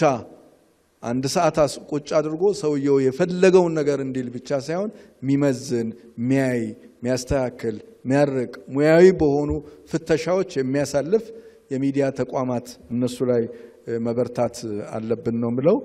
ሚዲያ ፑሽንግ ቱጌዘርን ያመጣል ይላል። ከፊት ለፊታችን ያሉ ችግሮችን አብረን ቆመን እንድንገፋና ወደ ታሰበ ዓላማ እንድንደርስ ያደርጋል። ፑሽንግ ቱጌዘር ይላል። የማይሆን ከሆነ ደግሞ ሉሲንግ ቱጌዘር ይላል። አብሮ መክሰርም ደግሞ ይመጣል። በሚዲያ ብቻ ሳይሆን ዓለም ላይ ለክተ የማታውቀውን ነገር ማስተዳደር አትችልም ይባላል። ዋት ዩ ካንት ሜጀር ዩ ካንት ማኔጅ ይባላል። ማኔጅ ማድረግ አትችልም። ሜጀር አድርገ የማታውቀው ከሆነ ማስተዳደሩን አትችልም። አትዘይሹ። የመገናኛ ብዙሃን ሚናቸው በህዝብና በመንግስት መሃል ነው እንጂ እነሱ የመንግስትን አጀንዳ ብቻ የሚያቀነቅኑ ወይም ደግሞ በጣም እንደ ኮሚኒኬሽን ቢሮዎችና እንደ ሌሎች ሚዲያዎች ማድረግ የለባቸውም። እንደ ድልድይ መሃል ላይ መሆን አለባቸው። የመንግስት ኤክስፔክቴሽን ግን ወደዛ ትንሽ ያዘነብላል የሚል ኮንቴክስት ስለተነሳ ሁሌ መሃል ላይ መሆን ችግር አለው፣ ዋጋ ያስከፍላል። መሃል ላይ ስትሆን ማድረግ ያለብህ የሚያስፈልግ ነገር አቋቋም ሳይሆን አቋም ነው። ፕሪንሲፕል ቤዝድ መሆን ነው። 5-6 ልጆች ያላት እናት 6ቱን አንድ ጊዜ ማስደሰት አትችልም። መጀመሪያ ምግብ የወሰደ ልጅ 6ኛው ለኔ ለምን መጀመሪያ አልተሰጠኝም ይላል። አንዱ ወጥ አነሰ ይላል። አንዳንዴ በእናታችን ማንደሰት ነው። መቼም ቢሆን ግን መሃል ሆኖ ዋጋ መክፈል ይሻላል። የፈረንሳይ አብዮት የሚባል ዓለም ላይ ትልቅ ለውጥ ያመጣው 18ኛው ክፍለ ዘመን ፍሬንች ሪቮሉሽን ነው። 3 መሰረታዊ ነገሮችን ይዞ ተነሳ። አንዱ ግን ተረሳ። አሜሪካኖችም ጥቁር አሜሪካኖችም ሊበርቲን ወሰዱ፣ ሌሎችም ኢኳሊቲን ወሰዱ፣ እኩልነትን ወሰዱ፣ ሌሎች ደግሞ ይሄ ነፃነትን ወሰዱ። በመሃል ላይ ሁለቱ እንዳይጋጭ ባላንስ ማድረግ የነበረበት አንድ ዋና ኤሌመንት the forgotten principle የሚባል ወንድማማችነት ተረሳ። መሃል ላይ መሆን አንዳንዴ እንድትረሳ ያደርጋል፣ ግን ፕሪንሲፕል ቤዝድ መሆን ግዴታ ነው። ከሶሻል ሚዲያ ጋር ይሄ ኔግሊጀንስ ግዴለሽነት በ2016 ብቻ ከጤና ጋር ተያይዞ የወጣ ቴሪ ወደ 250,000 ህዝብ በአመት ይሞታል በዶክተሮችና በነርሶች ኔግሊጀንስ። ጦርነት ሲካሄድ ለጦርነቱ የደረሱ ወጣቶች ይሄዳሉ፣ ሊሞቱ ይችላሉ። ሚዲያ ግን እድሜን አይመርጥም። ህፃናትን ሊገል ይችላል በመጥፎ ነገር፣ አዛውንትን ሊገል ይችላል፣ ወጣትን ሊገል ይችላል። ማስ ሚዲያ መንገድ ከሳተ ማስ ኪሊንግ ያመጣል። ስለዚህ እንዴት መደረግ አለበት? ኢንሳይድ አውት አፕሮችን መጠቀም አስፈላጊ ይሆናል ብዬ አስባለሁ። አሁን ስለ ሶሻል ሚዲያ፣ ስለ ዩቲዩብ፣ ስለ ሌላ ነገሮች ነው የምናወራው አይደል? በእጅጉ የሚያስፈራ የቴክኖሎጂ ትውልድን እንደ ጎርፍ ይዞ የሚሄድ የመጣ ነው። ያን እንዴት ነው የምናደርገው? ስለዚህ በጣም ፋውንዴሽናል የሆነ ነገሮችን መስራት አለብን ማለት ነው። እንዴት እናደርግ የሚለውን 3 ፖይንቶችን አንስቼ ልጨርስ። ዘላቂ መፍትሄዎች እንዲመጡ ከተፈለገ ካሪኩለሞች ወይም የትምህርት ስርዓትን ማስተካከል ግድ ይላል። የቤተሰብ ስርዓት፣ የትምህርት ስርዓት፣ የሃይማኖት ስርዓት፣ እነዚህ 3ቱ ፒላሮች በጣም ወሳኝ ናቸው ለአንድ ሀገር እድገት። የቤተሰብ ስርዓት፣ የቤተ እምነት፣ የትምህርት ቤት። ለምሳሌ ህፃናት ትምህርት ቤት ሲሄዱ ኬሚስትሪ ይማራሉ፣ ፊዚክስ ይማራሉ፣ ጂኦግራፊ ይማራሉ። የስ ጎን ለጎን ግን ስድብም ተምሮ ይመጣሉ። ስድብ ጂኦግራፊ ላይ የለም፣ ስድብ ሲቪክስ ላይ የለም፣ ፊዚክስ ላይ የለም። ከየት ነው የተማሩት? ካሪኩለም 2 ነው ብዙ ጊዜ ትምህርት ቤት ህፃናት ተምሮ የሚመጡት። አንዱ አካዴሚክ ካሪኩለም ነው፣ ሁለተኛ ሂደን ካሪኩለም ይባላል። አይታይም፣ ትውልድ ላይ ተጽዕኖ ያመጣል። አሁን አገራችንም ዓለምንም እየረበሸ ያለው አካዴሚክ ካሪኩለሙ ሳይሆን ያ ሂደን ካሪኩለሙ ነው። አይማሩም፣ ግን ተምሮ ይመጣሉ።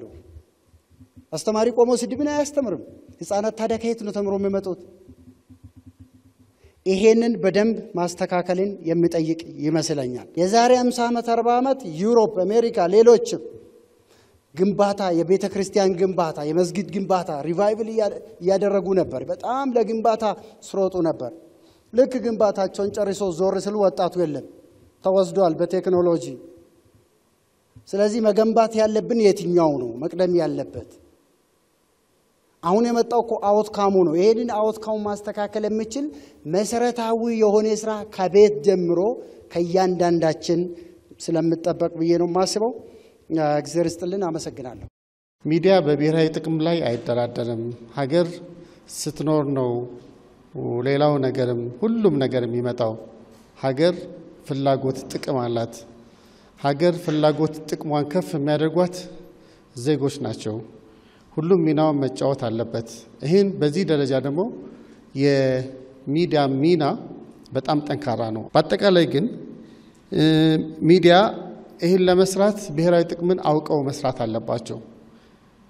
ብሔራዊ ጥቅምን አታከብሩም፣ ብሔራዊ ጥቅም ላይ ኮምፕሮማይዝ አድርጋቸዋል ምናምን በምንልበት ጊዜ ብሔራዊ ጥቅም ምንድን ነው የሚለውን ነገር መረዳት አቅም መፍጠር የሚያስፈልግ ጉዳይ እንደሆነ መረዳት ይኖርብናል። ይህን ከማድረግ ደረጃ የትምህርት ተቋሞቻችን መሰረታዊ ከሆኑ የሚዲያ ስራን ለመስራት ከሚሰጡ ፕሮፌሽናል ስራዎች ማንኛውም ስራ፣ ማንኛውም እውቀት፣ ማንኛውም አቅም ተፈጥሮ ለሀገር ግንባታ፣ ለሀገር እድገት፣ ለብሔራዊ ጥቅም ካልዋለ ትርጉም ስለሌለው ሀገር ወዳድ የሆነ ሀገሩን የሚያፈቅር ለሀገሩ ብሔራዊ ጥቅም ጥብቅና የሚቆም ዜጋ ለማፍራት የትምህርት ተቋማት ተግባር ተኮር ስራዎችን መስጠት የሚጠበቅባቸው ይመስለኛል።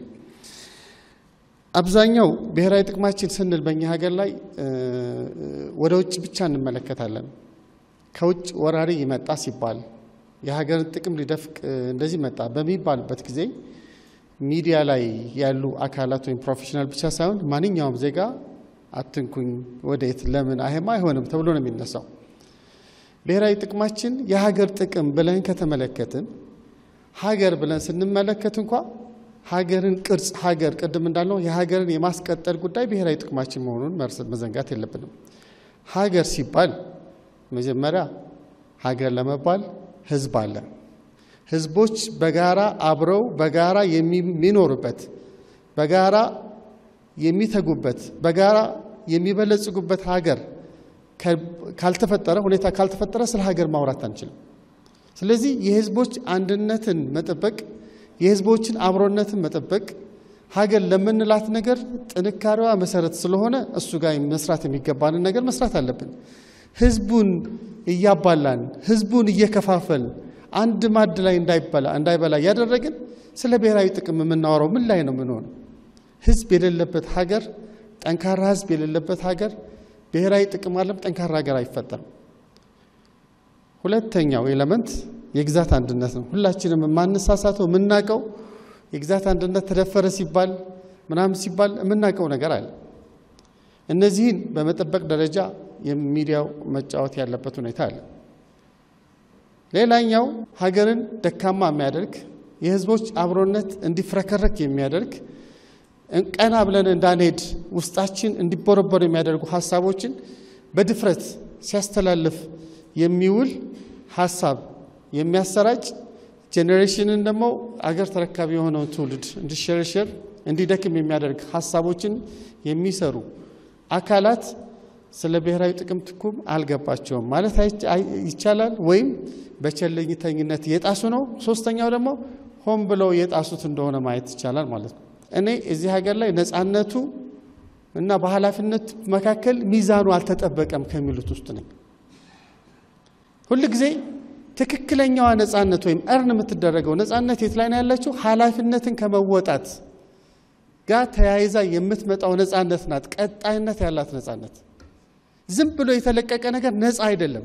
በሀገራችን ውስጥ ያለውን የጥላቻ ህዝቦችን የሚከፋፍል ሐሳብ ሚዲያ ላይ ያለውን በሶሻል ሚዲያ ላይ ያለውን የጥላቻ ደረጃ ታውቁታላችሁ፣ እናውቀዋለን። በኢስተርን ዩሮፕ ላይ ወይም በዩክሬን ላይ ጦርነት አለ። እስኪ የዌስተርን ሚዲያዎችን በሙሉ እንመልከት፣ የሚያወጡትን ዘገባ እንመልከት። አንድ አይነት ቦታ ላይ አጀንዳ ተቀርጾ የተሰጠ እስከሚመስል ድረስ ቀጥ ነው የሚሉት። ቀጥ በውስጥ ጉዳዮቻቸው፣ በፖለቲካ ጉዳዮቻቸው፣ ብሔራዊ ጥቅም በሚሏቸው ጉዳዮች ላይ ቀጥ ብለው ነው የሚሰሩት። በሐሳብ ነፃነት ደረጃ ስንመለከተው እኮ ዊኪሊክስ ፋውንደር ምንድነው ያደረገው? መረጃን ወደ ምን አደረገ? ወደ ህዝብ አቀረበ ነው። ትልቁ ከሀገራት ጋር ኮንፍሮንቴሽን ውስጥ ያስገባው ነው የብሔራዊ ጥቅማችንን አደጋ ውስጥ ሊከት የሚችል መረጃ አውጥታል ነው።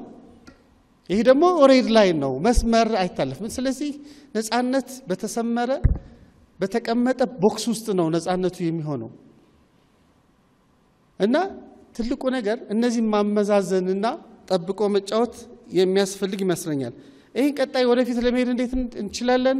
ቀደም ካልኳችሁ የትምህርት ተቋማት አቅም በመገንባት ማህበራት፣ ተቋማት በነገሮች ላይ ግልጽነት በመፍጠር ሌላው ደግሞ ሁሉም በባለቤትነት ኢትዮጵያ ሀገር ነች፣ ሀገር በሚኖርበት ጊዜ ነው እኛ መቀጠል የምንችለው።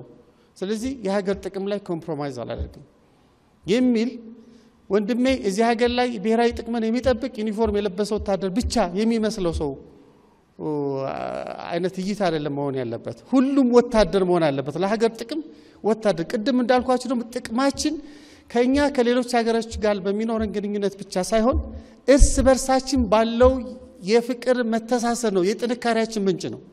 የጥንካሬ ምንጫችን ያፈረስን የመከፋፋት ባህላችን ያደረግን የጥርጣሬ መንፈስ እየረጨን ብሔራዊ ጥቅም ማውራት አይገባል። ስለዚህ ሚዛኑን ጠብቀን ውስጣዊ አንድነታችን አጠናክረን እንደ ሀገር ከፍ ብለን ከፍ የምትል ሀገር ለትውልድ ለማስረከብ ሁሉም በባለቤትነት መስራት ይኖርበታል። ከዛ ውጪ ግን ደግሞ መከታተል፣ መደገፍ፣ ሶስተኛውና በጣም ሁሉም ሰው የደከመበት ወቅት ተጠያቂነትን የማረጋገጥ ጉዳይ ደግሞ ጊዜ የሚሰጠው ጉዳይ አይደለም። በአጠቃላይ የተፈጠረው መድረክ እድል ሰጥቶናል። እንዲህ አይነት መድረኮች ግን በቀጣይነት መስራት ይኖራል። በተለይ ደግሞ የሚዲያ ባለሙያዎችን በወቅታዊ ሀገራዊ ፍላጎቶቻችን በቋሚ በብሔራዊ ጥቅሞቻችን ላይ አቅም ለማጎልበት እነ አምባሳደር መለስም በእኛ ጋር ተቀናጅተን መስራት ይገባል። አንዳንዴ እኮ በዲጂታል ማቴሪያሎች በዲጂታል ቴክኖሎጂዎች ሰዎችን ማብቃት ይቻላል። ቢኮዝ ያለማወቅ የሚሳሳተውን ኃይል በብዛት ወደ ኃይል መቀየር ይቻላል የሚል እድል ስለሚሰጠን ነው። በአጠቃላይ ስለነበረው ሁኔታ ሁሉ አመሰግናለሁ። ታንክ ዩ